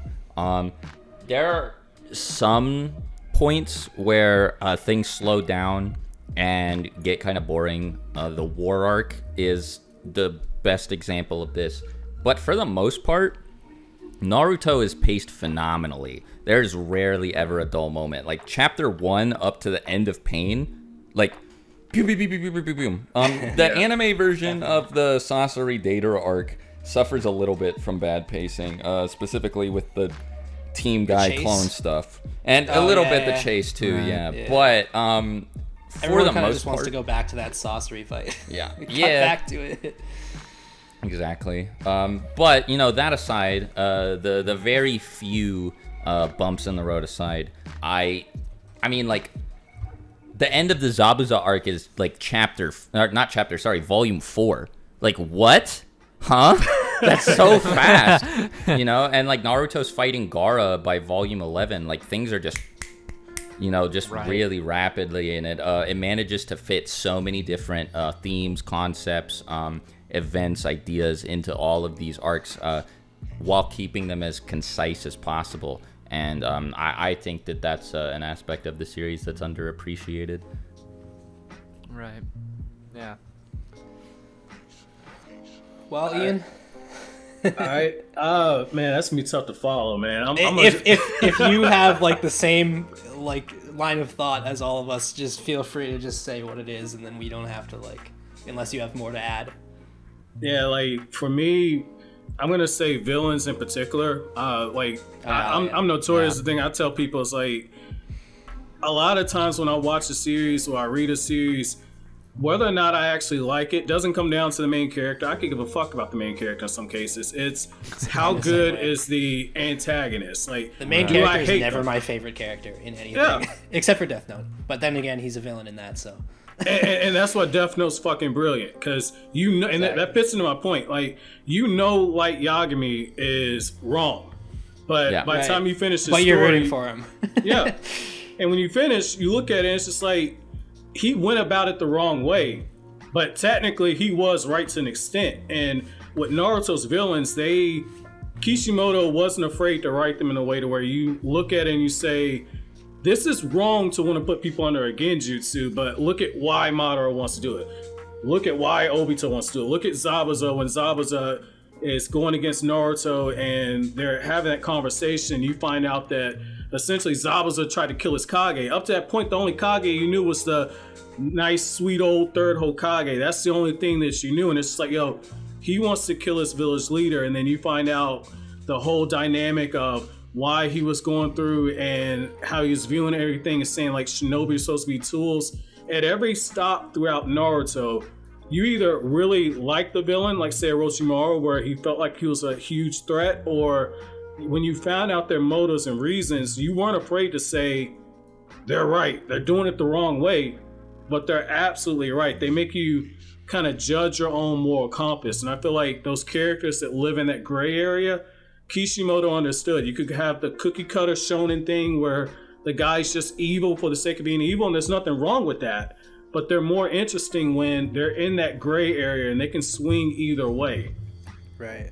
It goes back to that quote. I told it to the masked man before, but it was as kids we love the heroes, and as adults we understand the villains. And I think that like perfectly encapsulates what the Naruto villains are like for me. It's like we get like where they're coming from. Right. Not necessarily that we lived through war and stuff like that, but like we can understand like their perspective in saying like, oh, I mean, he does have a point.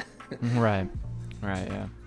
So the next one is favorite quote. All right, I'm gonna start this one off. This one is not it's not like a quote that emotionally resonated with me or anything. This is just like the hardest line of dialogue in fiction. It's when Kabuto asks Itachi what the flaw in the reanimation is, and Itachi says, me. Bro. That, yeah, no, for sure. That's a Chad moment Bro, right Ultimate swag. I knew where you were going with that, because I remembered our video. You said that killed me. My bad. It's just I knew where that was going as soon as you said Kabuto. As soon as you said, oh my bad. Because Kabuto perks up, right? Like it looks like Right. Itachi's offering some constructive criticism. Itachi's like, well, you kind of messed up. There is one flaw in the reanimation jutsu, and Kabuto's like, oh, what's that? And Itachi looks him straight in the eye and says, me. Like, Right. Right, yeah, no, that's raw. That's hard.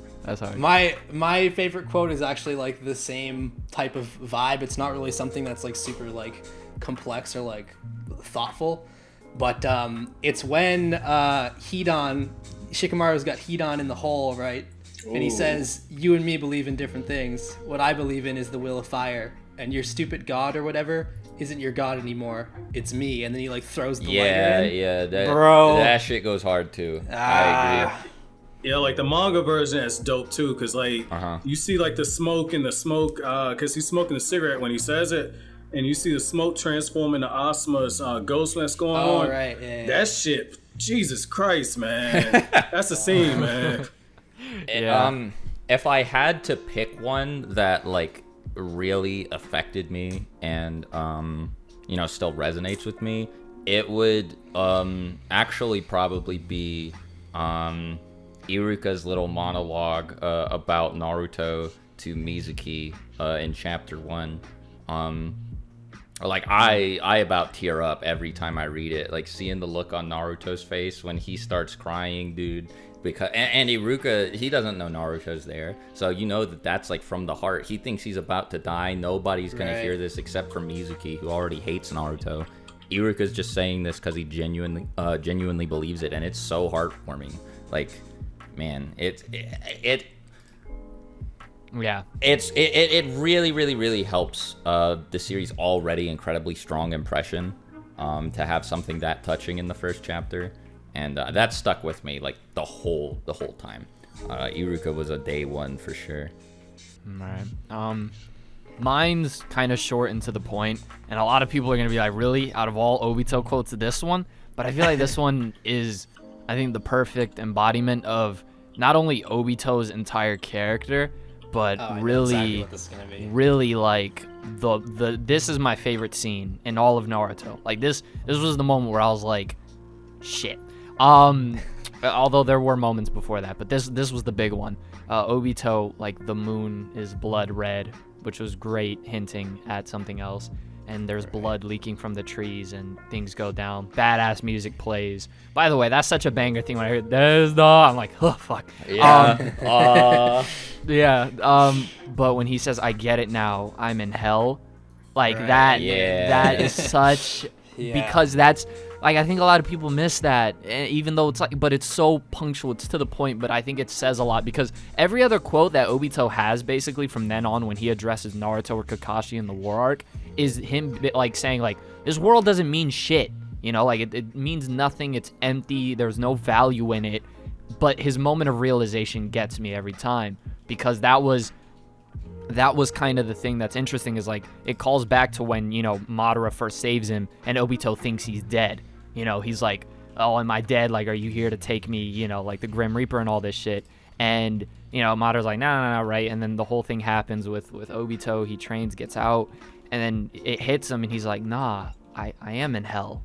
And to me, that just hits so hard. Like, mind you, he just got done like massacring a ton of people, which was such a cool scene to me.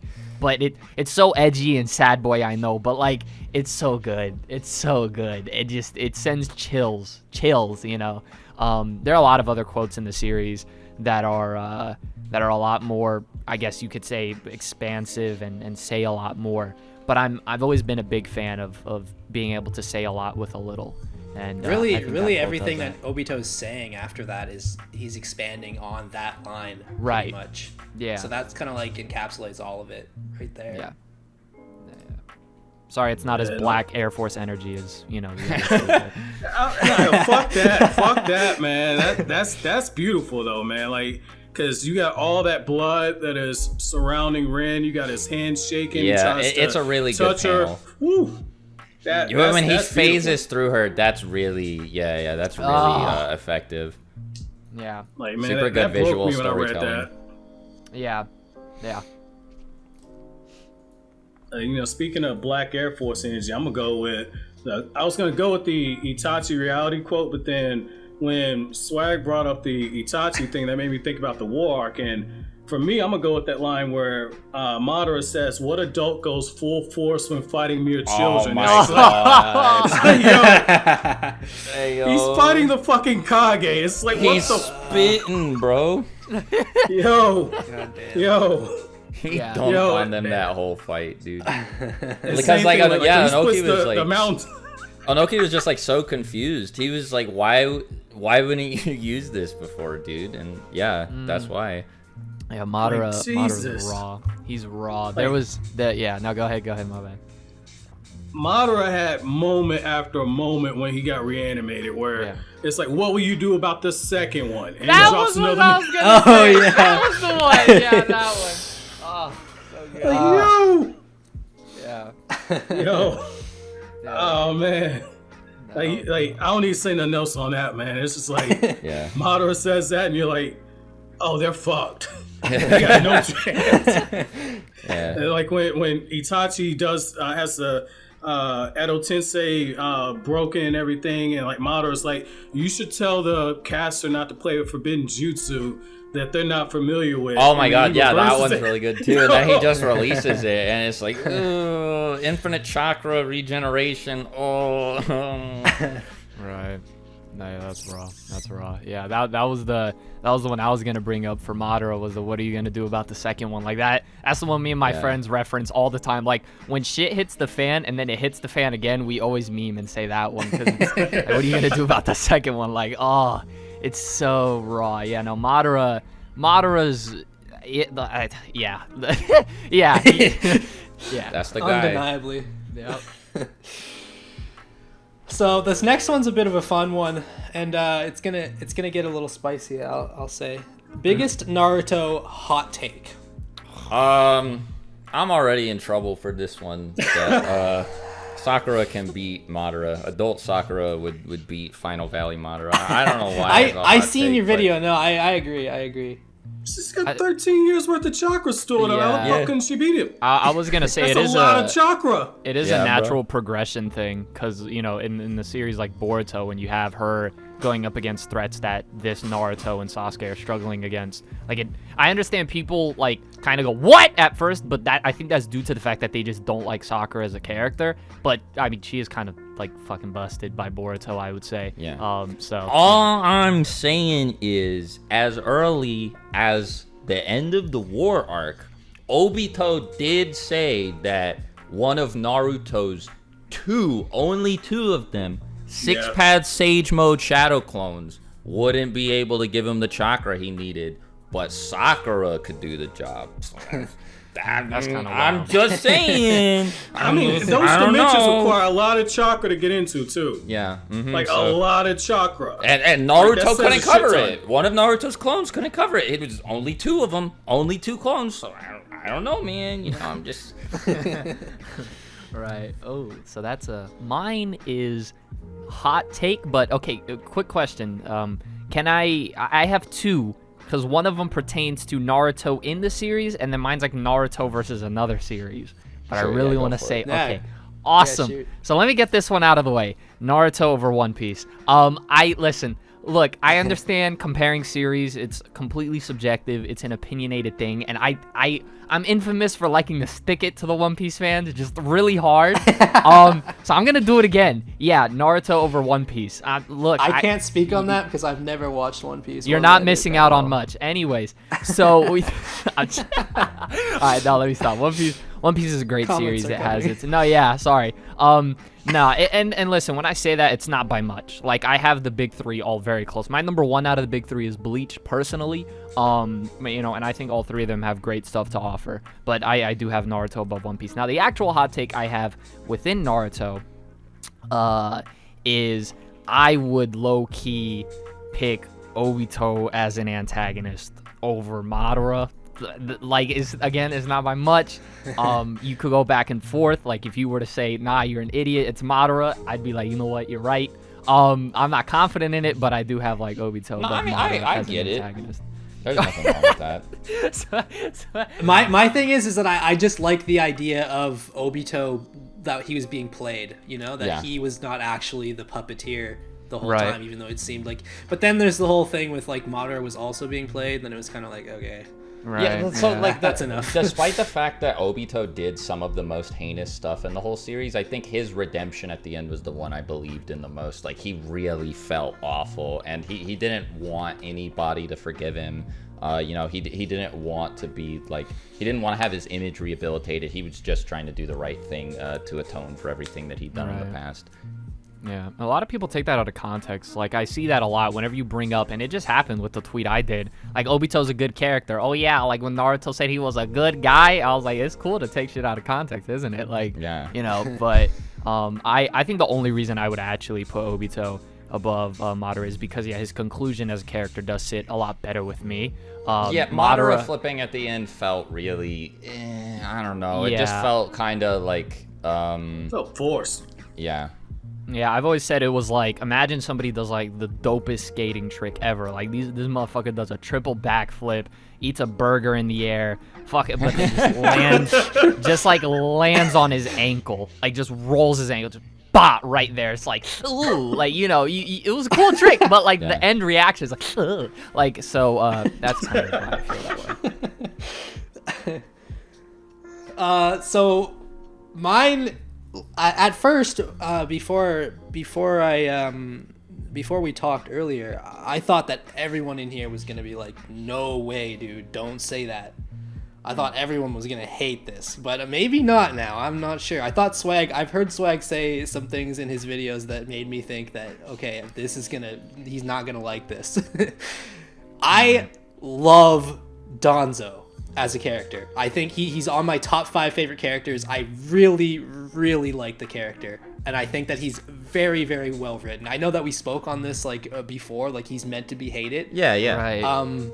That's why I think he's a good character. I think that he's like, written spectacularly because you're supposed to hate him. Like, that's the whole point. And I think that he's an excellent example of that. He does exactly what he's supposed to. A lot of people will say that like we said earlier, they'll just say that he's straight up a bad character because of the things he did in the series, which doesn't really make sense. That's to me. partially my fault because I have him in my top 5 least favorite, and I think that says the worst. So, oops, my bad. But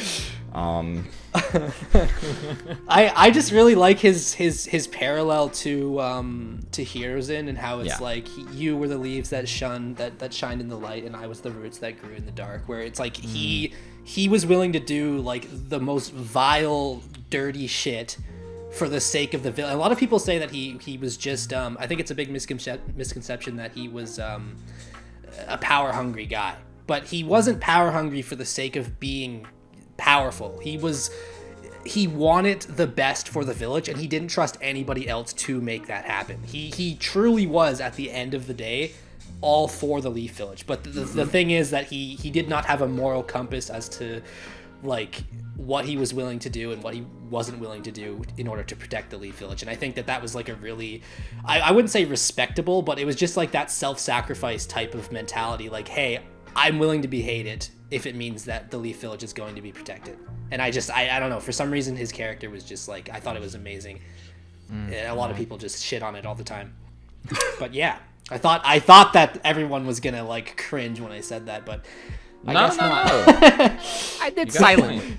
No, but that goes back to what I said earlier. Like, there's a huge distinction between not liking a character's personality versus them actually being a bad character. And Danzo's the perfect example of that. So, not to mention, like, the things that happen with the Foundation is like some of the most compelling stuff, you know, like it's like really interesting, like the whole underground like society of Anbu that like don't follow orders from the Hokage. It's just all really cool. But yeah, so Ian. Okay, so see, I gotta prepare myself for this one. All right, so for me, my hot take is I feel like Kaguya never should have happened. I hate Volume 71 with a passion. I don't like anything about Kaguya. I think that's a fairly popular opinion. Okay. But that said, I did come around to Kaguya. So I used to think that. I don't agree with it anymore, and I think that people have started moving away from that, so that might still be a hot take. I don't know. It's a hot take in certain circles for sure. All right, let me try this one over again. So,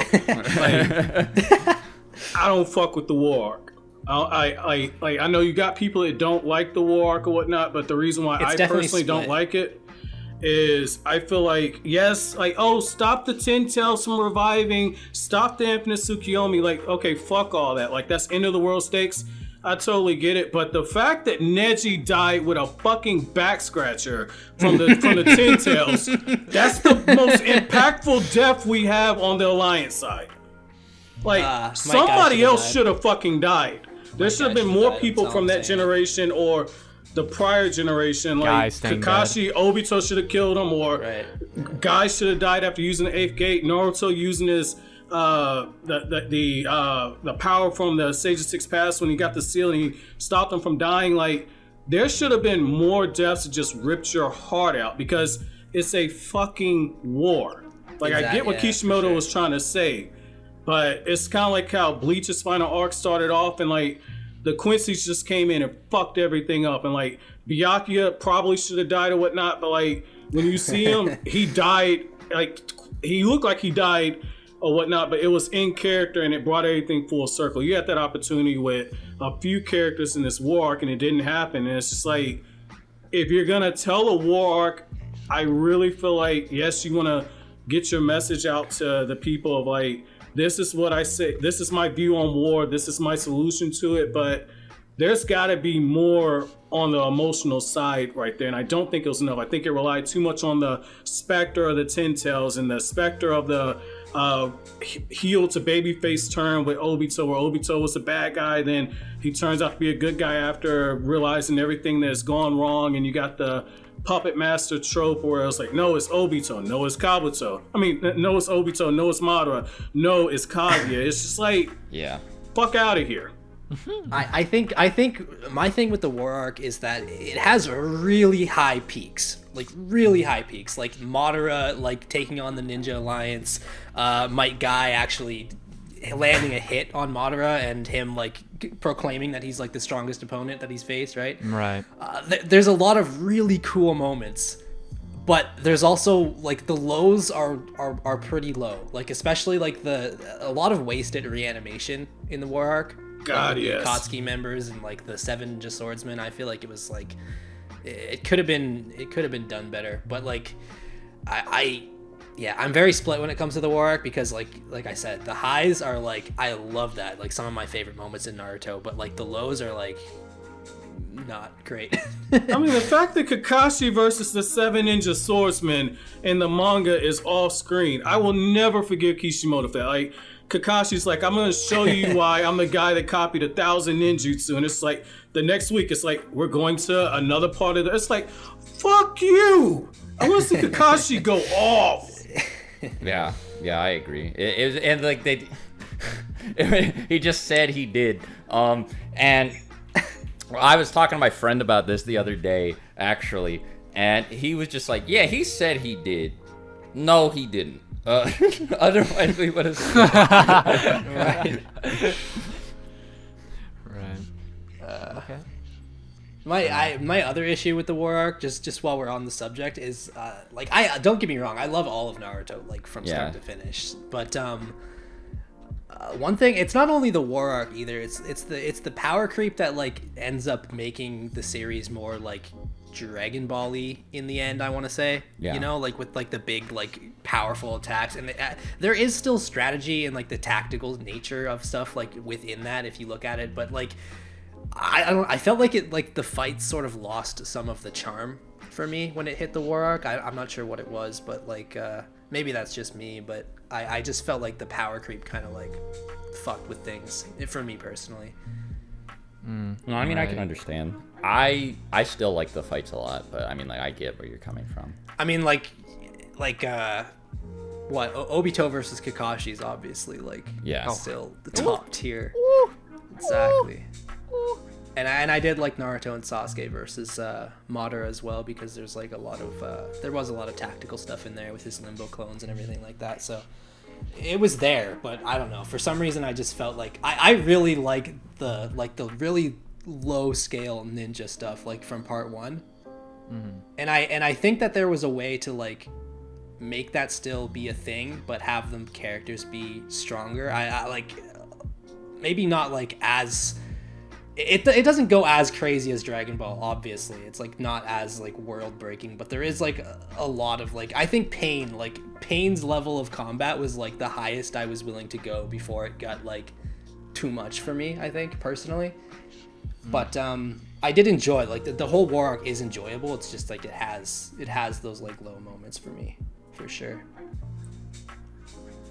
And you know, like on the power creep too, like I mean, I don't disagree. There was a huge creep because like Kakashi absorbs the Susanoo arrow that Sasuke shoots, and he's about to fall over. You get to the war, he fights an entire day with the fucking Sharingan active, and then he's I understand that, but you know, I was kind of reading through things, and like I think this, and I might be wrong, so I'm very curious to get you guys' opinion on it, but I feel like there's more time that passes between the 5 Kage summit and where the war is at that point, because like when you get to there has to be at least a couple months or something. There's no way. I mean, I think it's more than a couple months. Like it depends on where you put Pain's invasion, but like when Jiraiya fought against Pain, we got the line of like, it's been 16 years since the Nine Tails incident or whatnot, and so you know at the bare minimum Naruto's 16 right there. But if you go back a few chapters before, not a few chapters, but if you go back like a few volumes before that, like when Team 7 meets Sasuke at Orochimaru's hideout, it's still 2.5 years since the battle with Naruto and Sasuke in part 1. Because they say they have 6 more months before Orochimaru can take Sasuke's body. And in the war, Naruto turns 17 on day 3 of the war. So I've always kind of read it like there had to have at least been because in the data book 3 it says Might Guy is like 31 or something like that, and his birthday's in January, and Naruto's birthday's in October.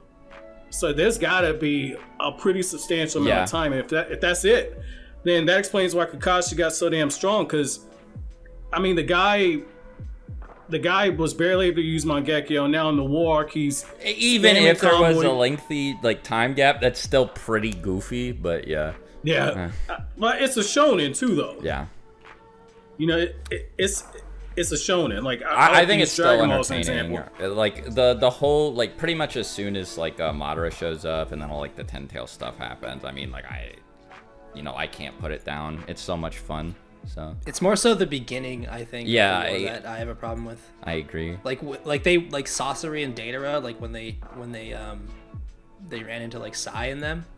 I felt like I don't think like that's as much of a power creep issue though. I think it's just boring. No. I mean, yeah, that's what I mean. Yeah, just like the wasted reanimation going back to that. Yep. Yeah, but anyways, enough shitting on the war arc probably. I do have some questions from my viewers now. A lot of them asked like stuff like they wanted us to like explain abilities or do versus battles, but like I don't think... Oh no. Yeah, like literally just look at like one of our channels and you'll find what you're looking for. I'm gonna take Swag's advice to heart and to not step into the versus realm, you know, like don't do it. Don't do it. It's not worth it. So I did single out like 4 questions here that I thought would be interesting, and we don't have to like go. I feel like we've talked like a lot about most of the stuff, so we don't have to go in too much depth about these, but the first one, Scooter wants to know if we're satisfied with Sasuke's repercussions for his actions or the lack thereof after the Naruto and Sasuke fight, because he didn't really like, his punishment was more of like a self-exile type thing where he's like, no, I don't want my arm back and I'm leaving, but like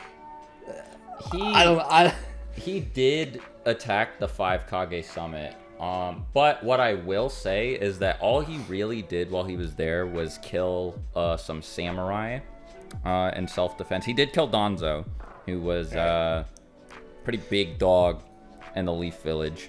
But I don't think a lot of what Sasuke did is like significantly more severe than like because I've thought about this a little bit, and see, the Raikage tried to kill Naruto, and like Tsunade was like, hey, wait a second, this whole war is to protect him, and the Raikage said, no, I don't give a fuck, it's to keep the Biju out of his hands. So, and nothing happened to him, you know, and there was like some other stuff there.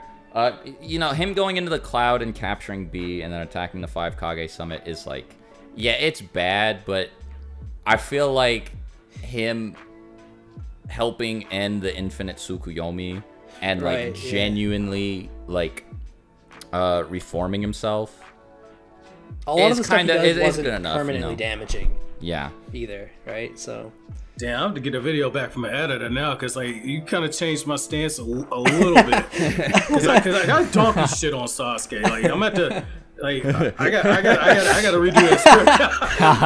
I'm keep it real with you. Because I think when you look at it, it is interesting as to what Swag was saying. Is like you have other people involved in the war arc who were doing some pretty crazy shit, and even then before that didn't really suffer. Like I mean, look at Gaara. Gaara, like almost murdered like a lot of people, right? And I mean, he did, and nothing really happened to him. Blow up the leaf as Shukaku, and then he was good. So yeah, I mean, like, because it is unfair when you have somebody like Itachi, nothing that happened was his fault, and he faced like the consequences of other people's actions, and then like Sasuke gets to do all this and get out unscathed. But then again, that's part of Naruto just kind of changing the way the world works. Like all things considered, I think that like at that point there wasn't really much to be gained from imprisoning or punishing Sasuke. Because he obviously knew what he did was wrong, and he was serious about reforming, because he did. So, I mean, he didn't even accept his arm. He didn't even want his arm back because he felt so Also, bad. kind of looking at it, I feel like if a dude as strong as Sasuke goes, I'm gonna go into exile, who the fuck's gonna tell him no, go in a cell, other than Naruto? Like, you know, so Yeah. It's kind of up to Naruto to decide whether or not anything happened Right. to him. Yeah. And like even going on that, when you say like if Sasuke decided to do whatever, like this is why part for me at least, like why I enjoy reading some of those like novels. Like when you get to that Sakura novel, one of the things on there, like there was somebody pretending to be Sasuke, and like the Kakashi was presented with a situation where Guard's like, hey, like if we don't get this under control, we have to eliminate Sasuke. It's like, who the fuck is gonna take Sasuke out if Sasuke was getting a group of terrorists together to kind of do a rebellion against the five Kage? And then you get to like the Sasuke novel that's set in the Boruto era, Sasuke, Shin, and the Teacher Star Pupil. There's a line in there where it talks about how Sasuke is still on probation and it's at the discretion of the Hokage, and you still have some people that from the older generation do not agree with the decision that he's not in prison and everything. And when you look at that, I think that him being on that probation and having that cloud kind of over his head where not everybody's forgiving him, I think that that's enough of a punishment right there. I agree. Yeah. I think that maybe the series could have done some interesting things. I don't know if this has happened in Boruto yet, but I think that in like chapter 700 when we meet Sarada, or maybe not in chapter 700 because it was kind of brief, but maybe in like 701 through 710, it would have been interesting if the idea of Sarada facing some like people kind of treating her differently because her dad did this, that, or the other, or whatever. I was Or her talking about this struggling with my to, friend the other day too. Yeah, her struggling to maybe accept some of the things that he did or something. I think that maybe would have been more compelling than the is Sakura really her mom thing. Yeah, I agree. Fuck it, dude. I'll go a step further than what you're saying. That's a manga in of itself. That's a more compelling story, in my opinion. Yeah, I agree. So, like if that would have been one of the Next initial Generations. subplots in the Boruto anime or the Boruto manga, I think that would have been more interesting than more Kaguya alien people show up and try to blow up the world. But I do think that specifically like in terms of Naruto. What happened with Sasuke, I'm fine with. I do think it's fairly complicated and nuanced because I don't think it would, like, dismissing it with the, who's going to tell him what to do? He can do whatever he wants thing is a little bit, because the Leaf could still, like the Leafs administration or whatever could still be like, yeah, but we don't really want you here, or put up a fight or something, or make it very clear that they don't want to be around him if they didn't like him, at which point he would probably just have to leave. And that doesn't seem like to be the case, but I still don't think that that's bad, right? Because again, I think that there are other people who did bad things, and with both Naruto and Kakashi vouching for Sasuke, the fact that he helped save the world, that he was clearly interested in changing, rehabilitating himself, making sure he didn't do anything like that again. I think that, like, if I were in one of their positions, knowing what I know about Sasuke as like a reader, I would probably have been like, yeah, he's good. But maybe somebody who doesn't know everything, because most of the world wasn't even at the battlefield, and those that were, I mean, not just those that were at the battlefield, but like everyone was in the Infinite Tsukuyomi, and most of them weren't even, like, setting that aside, weren't even really able to see what was going on, so they probably didn't know. They just had to have heard from Naruto, Kakashi, and anybody else who was there about Sasuke's contributions. But if I did know, like, for, like, beyond a shadow of a doubt that he had helped as much as he did to stop Obito, Madara, and Kaguya, and, like, if Naruto had been insisting, and, like, he himself was insisting, no, I'm good, like, I'm serious, I feel really bad about all of it, I'm gonna change, and I'd be like, all right, I guess, because the power does play a pretty big role there, right? Because it's like, what are you going to do? And if he does legit seem willing to change, then, whatever. Right. Yeah, I agree. I think that's a key aspect of it, right? When it comes to redemption with the character, is like, are they being forced to, or do they genuinely want to? You know, because if you're in a position to where you don't have to, I'm gonna use this word, but like repent from what you've done, and you could just kind of like no one could touch you, but you from self-examination you go, nah, yeah, I fucked up. I think that says a lot, you know, from maturity of a character, and it's not like yeah. It's not like he did anything unspeakable either. Like, he's not like Vegeta, where he was just like wiping out entire planets worth of people. The only people he actually killed were a couple of samurai. That's it. So Right. And Danzo, who's like not really the best person either. So yeah. Right. So the next question actually wanted us to go over the war arc, so we're just gonna skip that because we did that. Okay. Akbar Hidayat, sorry if I butchered that, wants us to know if he says if you're in Itachi's situation, what do you do? I'm assuming that he's talking about like just before the massacre. Oh my god, bro, I don't know.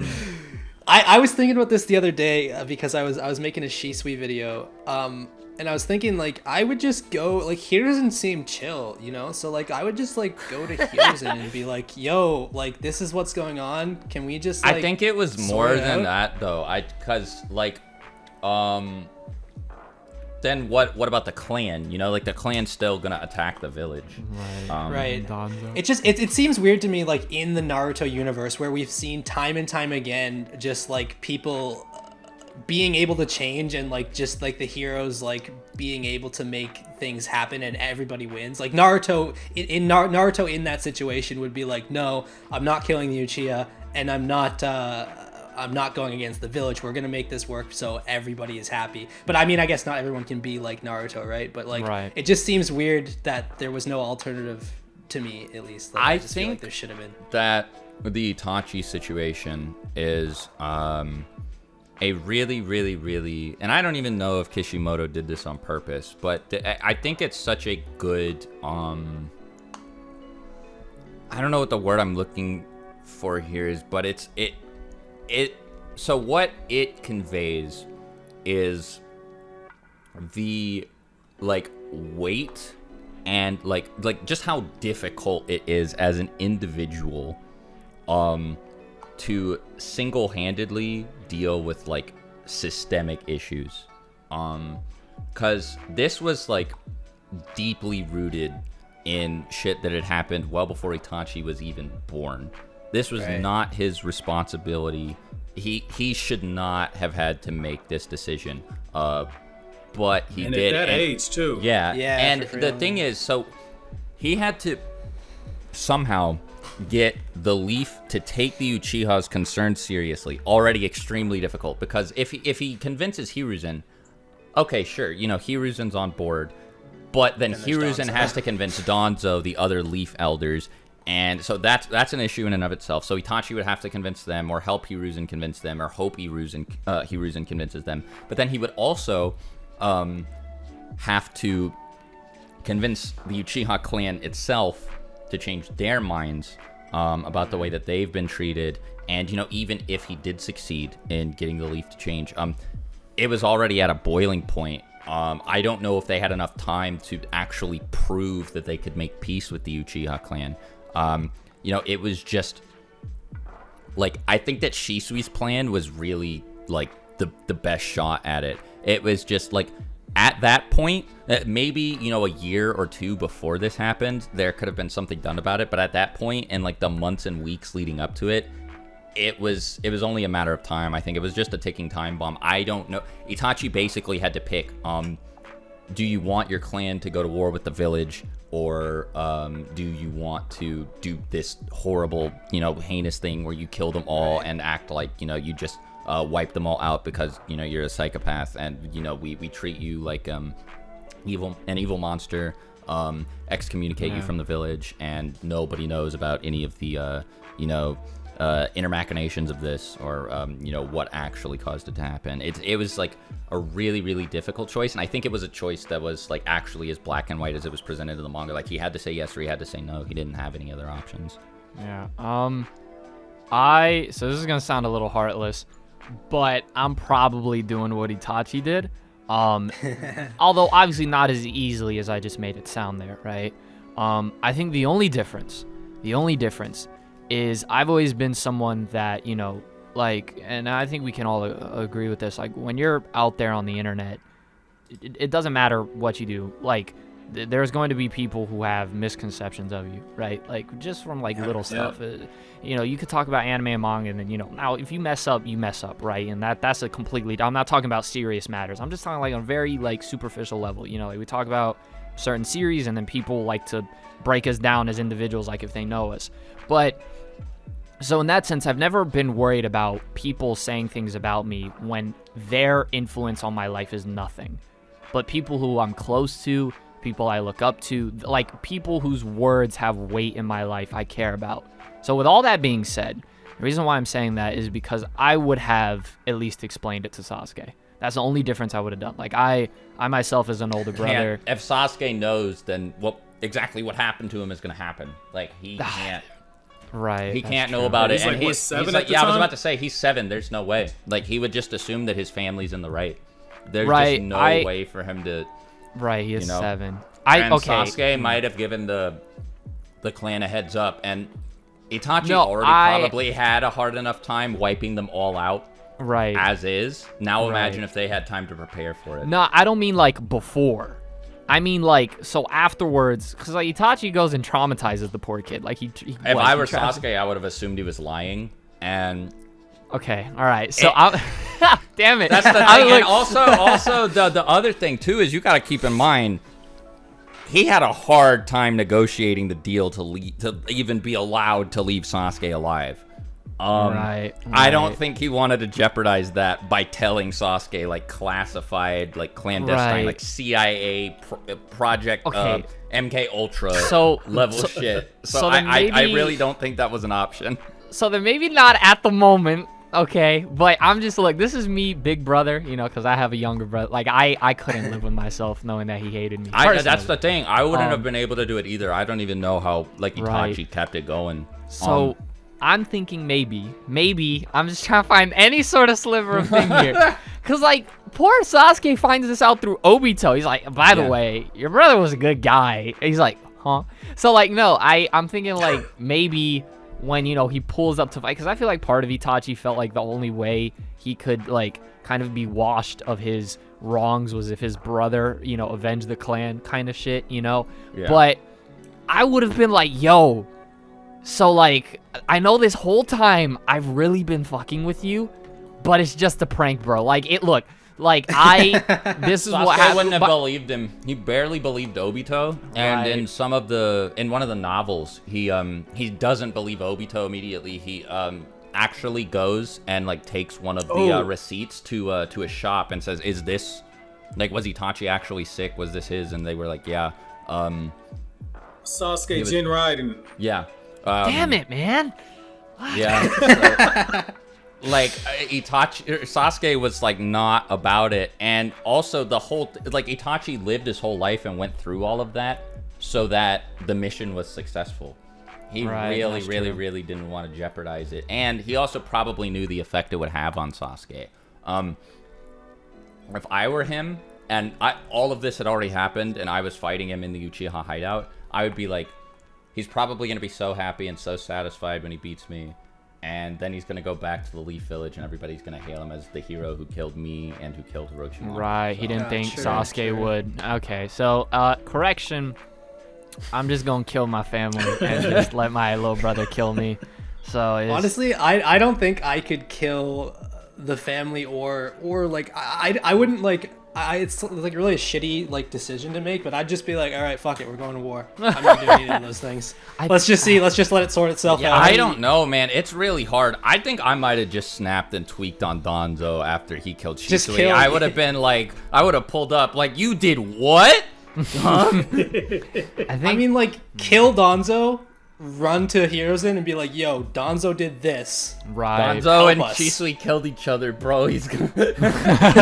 I think the thing is like the reason why is like it's because it's so hard, right? Because you're talking like the greater good versus what is more personal to you, right?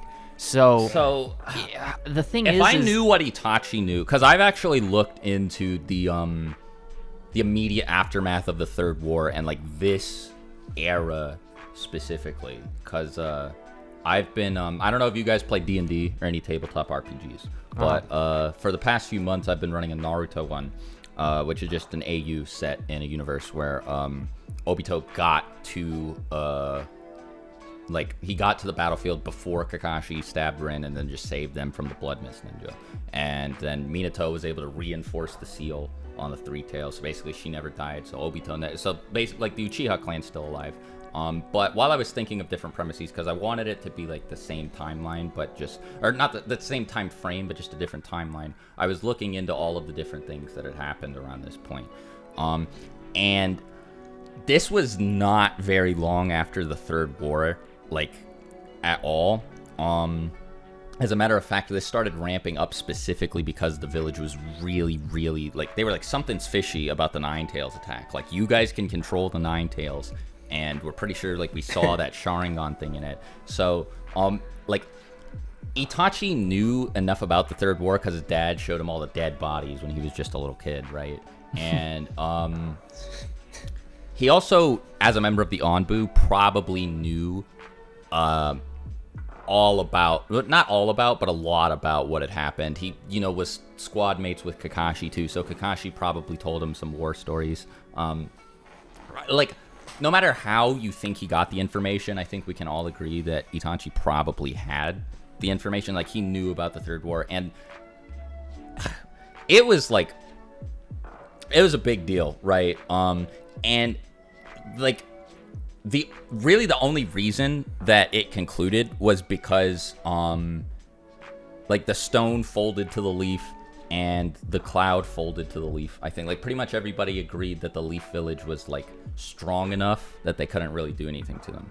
And now at this point, Minato's dead, and Minato was like the strongest person in the entire Leaf Village. So it's like, we don't have the yellow flash anymore, so we already look a little bit weaker, and we've lost the Nine Tails too. Oh, so I see what double you're saying. whammy. So now, if my family goes to war with the Leaf Village, and we not only lose a bunch of the Uchiha clan, but we also lose people like potentially Hiruzen, we lose some of our strongest Jonin, like we lose a lot of people in this bloody conflict.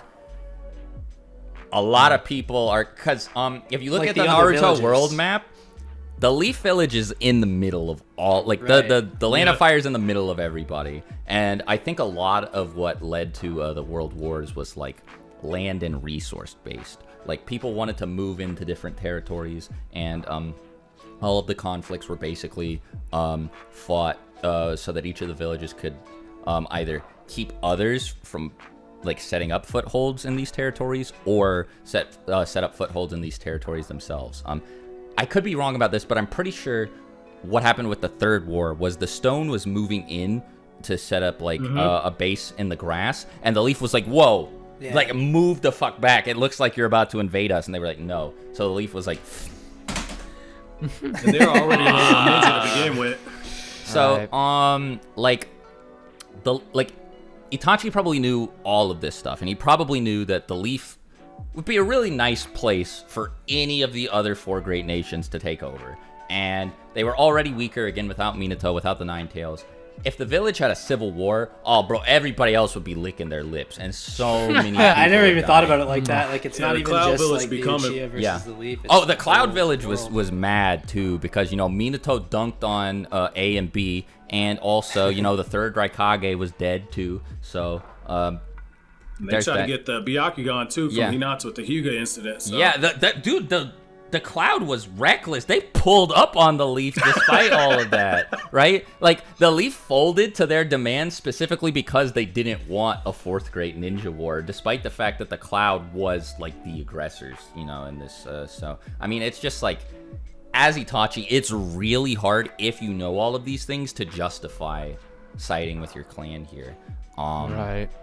You know, like, I think that like Fugaku and a lot of the people on his side, like the separatists, the Uchiha clan supporters, were like they either didn't see it or they were just so angry that they didn't care, which I think is understandable because they got like the Uchiha were given a really raw deal, but like it was a super complicated, super fucked up situation where like one of these two had to happen, and what Itachi did was probably the correct choice because otherwise like the Leaf Village would have just been taken over by like the Cloud or the Stone or the Sand or whoever. So I also actually think and now this is just like headcanon, but I think that one of the things that helped the Leaf out, because like they were right in the middle of the Sand, the Stone, and the Cloud. Like the Mist was like, you know, bordering them, but the Mist is kind of off in like the ocean, so they're not as much of an immediate threat. But the Sand, Cloud, and Stone are all like surrounding the Land of Fire. But during the Third War, Sasori killed the third Kazekage, which probably, you know, led the Sand to like pull back and, you know, like step out of the war. Because like we know that the Kage have been like have shown that they're willing to participate in the wars before. Like Hashirama died during the first war. Tobirama did too. The first Raikage died in the first war because there was a second Raikage during the first war before Tobirama died. I think the first Kazekage died, but I don't remember. I know that the first Tsuchikage and the first Mizukage definitely died in the first war because they thought that Tobirama was still alive when they got reanimated, which means it had to have been the first war.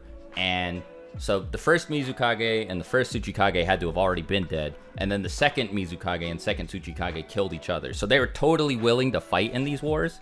So I think because that they're military generals, not like feudal lords. So I think that the Kage were like taking part, and the third Kazekage was like, you know, Big Daddy Sand user. He was like super strong. So him dying may have been like a really big deal to the Sand. So that may have caused them to like pull out, which may have like taken just enough pressure off the Leaf for them to get an advantage in the fights against the Cloud and the Stone. And it may have just been like a really good stroke of luck for them. And I think that they were really scared of something like this happening again.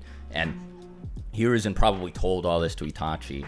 And like he had to have told him like all this crazy shit to convince him to kill his whole clan. So you know that's why I think if I knew all of this, I would probably make the same decision. Now, if I didn't, if it was just like, do I pick my family or do I pick the village? But like we still get to have a village after this and there's no war.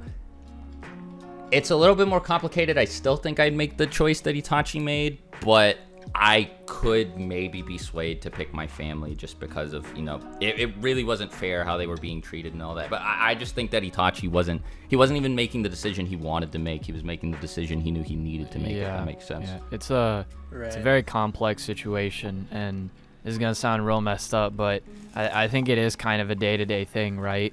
And part of it, it's hard to make that decision. So all I'm going to say is like, if that's the day I have to do it, and earlier we have a family dinner, and one of them like wants to embarrass, it's over. I'm sorry.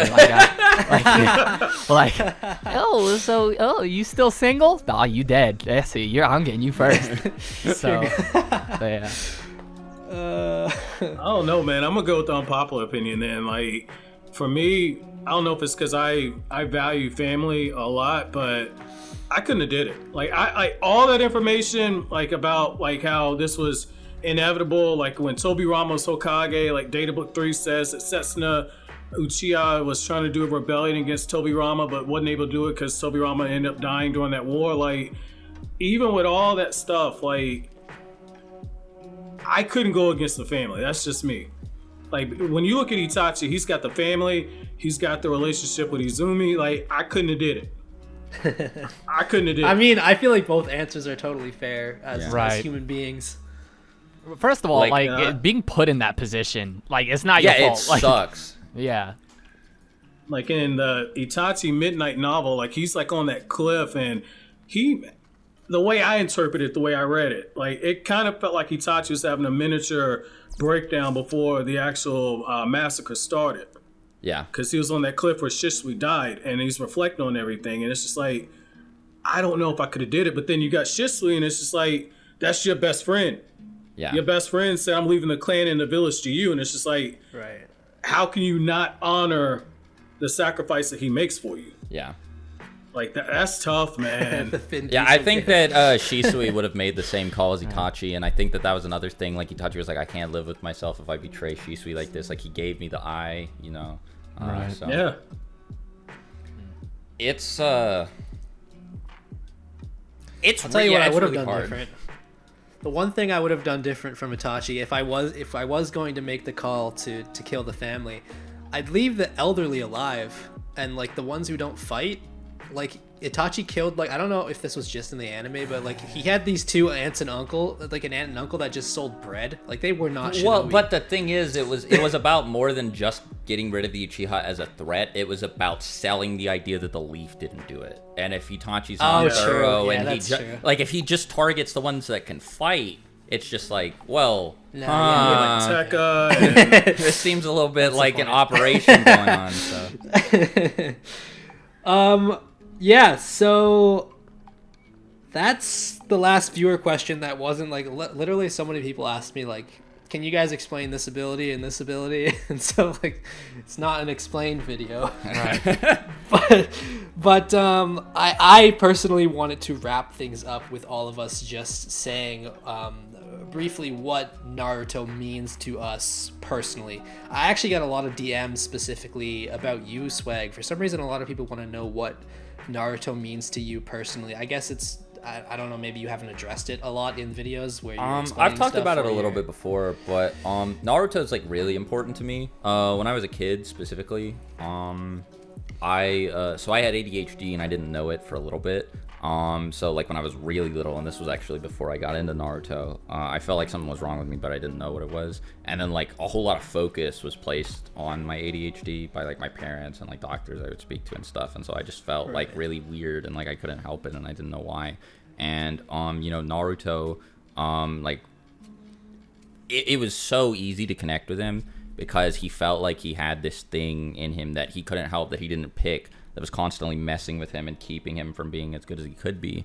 And he was still trying and he was still determined, and he was just super likable. And I mean, obviously all of the other stuff helped me get into it, but I think that Naruto has always been like a sort of piece of like emotional bedrock for me, where it's like it's really easy for me to connect with it. It's been with me throughout my entire life. It's allowed me to start my YouTube channel and do this like live this like dream of a life, right, where I just get to make videos whenever I want. Right. And so I mean, like it's one of the most important pieces of media in my life. It's probably the most important piece of media in my life, and one of the most important things I think, like, period, in my life. I mean, Naruto's really important to me, obviously, though. I don't think anybody's really needed to tell me that, but going beyond like just the job thing, like I said, being able to connect with Naruto, like, it felt like he got me in a way that like nobody else really did. And I also lived with my grandparents too. I didn't know my my actual biological parents, so the fact that he kind of like had a father figure in Iruka was really helpful to me too. It was sort of similar with like the Sam Raimi Spider-Man movies with Peter, Uncle Ben, and Aunt May. It was a similar dynamic there. Yeah. That sort of stuff was like really important to me when I was a kid. And also Naruto was like really cool, like I already said, but of course, no, it was super valuable for me to have all of the all of the ideas, themes, and stuff present in early Naruto in my life as a kid. Like I definitely wouldn't be the same without it. Yeah, no, for sure. I feel the same way in a different sense. I was introduced to Naruto when I was like very young. I was in grade 5, I think. But like back then it was just kind of like, yeah, this is really cool. But I had stopped watching it for a while, and I was in a relationship for like a good 7 years, and then we broke up, and that kind of like really hit me. Like I was in like the darkest, like the lowest point of my life. Like it was not good. And I started rewatching Naruto at that time, and I feel like Naruto as a character, kind of like pulled me out of that darkness that I was in. And not only Naruto, just like learning all the like life lessons and stuff that the show has to offer, with like Kakashi saying that like the hole in your heart will be filled by like others around you and stuff like that.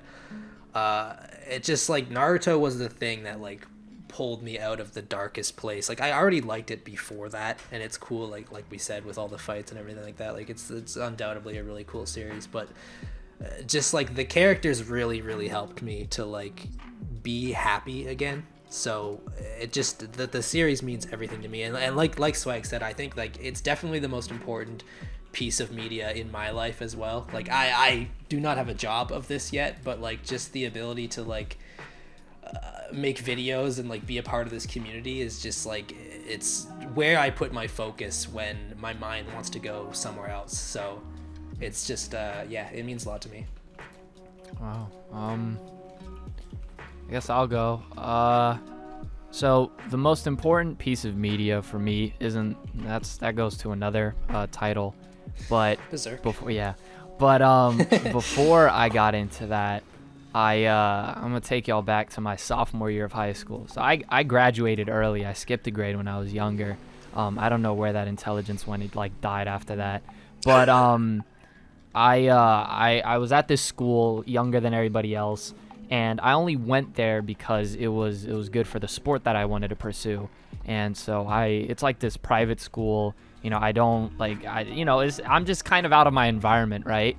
And I've always been someone where it's like everybody kind of knows who I am, but I don't really know everybody. I don't have an issue, you know, opening up to people, but I'm quite introverted at first, I would say. So for me, going there was just kind of like weird because it was the first time I had gone to like a new school, and like I'm out of my shell and stuff. And the only anime experience I had up to that point was Dragon Ball. So I told the story earlier in a video where, you know, some of the guys, they're watching Naruto and they're on the Panasol arc, and they're like, yo, you want to watch this with us? And I was like, sure. And it was because of that, like them liking Naruto and stuff like that, that we were able to become like really close friends. And that's kind of how I made like friends at that school. Like the group that I was like with, that was what we did. Like we played sports and we liked Naruto, and that was that.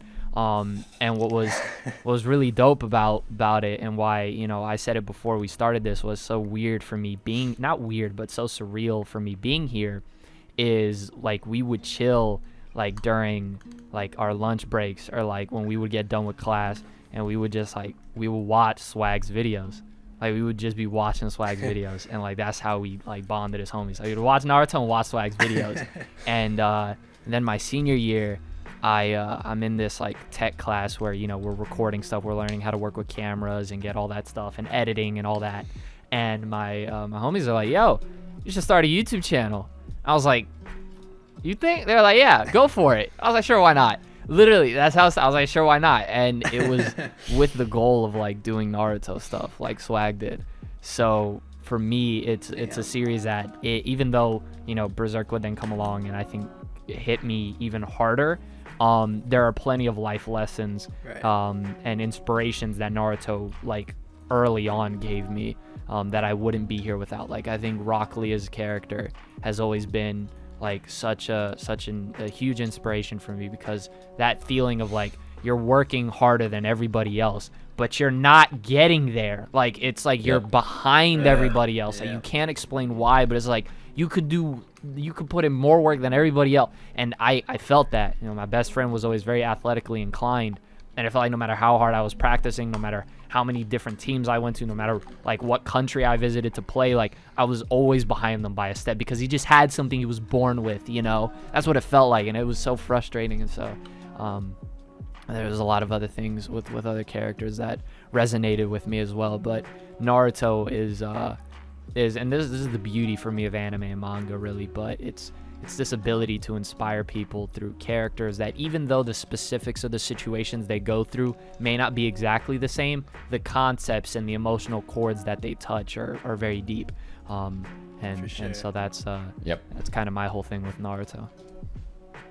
Honestly, I've probably learned more from, it's terrible to say, but I've probably learned more from Naruto just about life in general than I have like from my teachers at school or like anything like that. So All right. Oh yeah, easy. And for me, I mean, Naruto. I discovered Naruto when I wasn't in a good space mentally. Like I was on the wrong path. I was hanging around people I really shouldn't have. I was falling behind some cousins that aren't here anymore because of decisions that they made. And for me, when I discovered Naruto and I started reading it, one of the things that really grabbed me is you see Kakashi, and like he was telling Sasuke, like everybody that I cared for, they're already dead. And it just changed my whole perception of how that character operated, because while I'm sitting there and I'm feeling sorry for myself, I'm watching this character here, and he kind of taught me in that moment that like life continues to move on, whether or not you move past your pain or not. Life's going to continue moving on, but it's whether or not you're in a situation where you're able to push through yourself. And kind of like how you just said with the Rock Lee thing about how, you know, every day is like a new thing, and like you're always a step behind somebody. Like that whole mentality of you're not good enough no matter what you do, like that whole mentality, just overcoming the issues that you have and overcoming your own inferiority complex and making something out of yourself. Like those characters really shaped me in ways that like my coaches couldn't do, ways that my mom tried to do, but my mom wasn't really able to get through to me. Getting and seeing those characters overcome those obstacles, that's something that always resonated with me with Naruto as a franchise. So that's kind of what I take from there. And like, you know, what Swag was saying earlier, like, you know, yeah, like being able to talk about like Naruto and then talk about the sequel series and everything, like that's cool, but it's an outlet for me. Like I could talk Naruto all day because I still have issues that I haven't actually worked through. And you know, it seems like as soon as you turn a corner, life throws more shit on you. And the thing I keep going back to is like, well, you have a character like Kakashi who, think about it, like you lose your father and then you sit there, you kill one of your teammates, you lose your sensei, the guy that shaped your ideology as an adult about not turning your back on your friends. All of a sudden the guy ends up being somebody that started the war. He was responsible for killing your sensei, and through all of that, Kakashi was able to still hang on to his sanity. And for me, doing that stuff, like, you know, talking about it and hypotheticals or lore or whatever, it's an outlet. Because you look at these characters are able to push through. And I feel like that's one of that's what I'm always going to remember Naruto by. Just like the series in general. The characters, the ones that they overcame a lot of shit. Yeah. And there's no excuses. Yeah. I mean, like every time like I feel like myself slipping in some sort of emotional way, I always think about like just like what you said, I always think back to a specific character. It's always different depending on the situation, but like I always think back to a specific Naruto character and go like, yo, if they did that, then I'm good. I'm good here. I can push through this. Right. I think after a while for me, you know, because there's so there are a lot of characters from many different series that, you know, go it comes to a point where it's like, you know, we're saying this out loud, but in reality it's like we don't even have to tell ourselves sometimes. This is like it's ingrained, kinda, you know. It's like, Exactly. Just take it to the chin, you know, like keep going, Right. you know. Yeah. But when you think It's about that it, stoicism that Naruto taught us. kind of, yeah. Nah, it's something, and I think that's why I personally feel like maybe it's an immaturity thing for me, and the way my temper is, but I've learned to not get as angry at it anymore, because I'm not gonna sit here and be like, oh, I get angry, but it is kind of annoying when you see people just get so, like, I think disgusting in the talks they have regarding anime or manga, you know, and it's like, a lot of it's unnecessary, you know. Like, this person has certain connections to a series that they'll never be able to explain to you, and you're never gonna get, and that's fine, you know. And you know, that's just kind of how it goes. All right, well, I think that's a pretty good way to wrap up the series or the video. The series.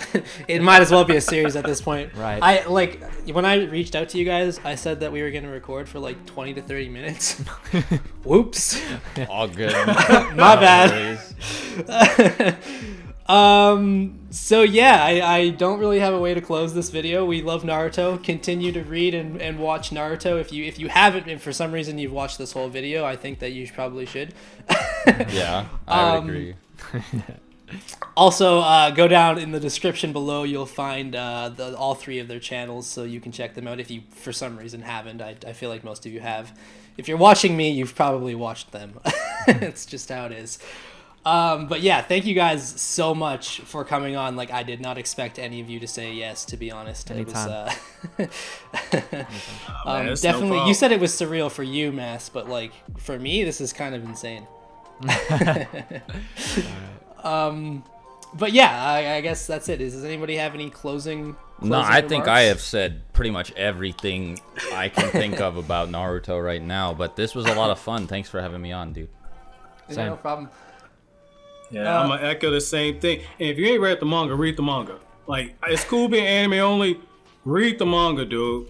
Like, read the manga. That is what this anniversary is, by the way. The manga, not the anime. For those of you who are confused.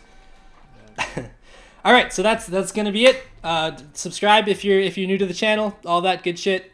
Peace out.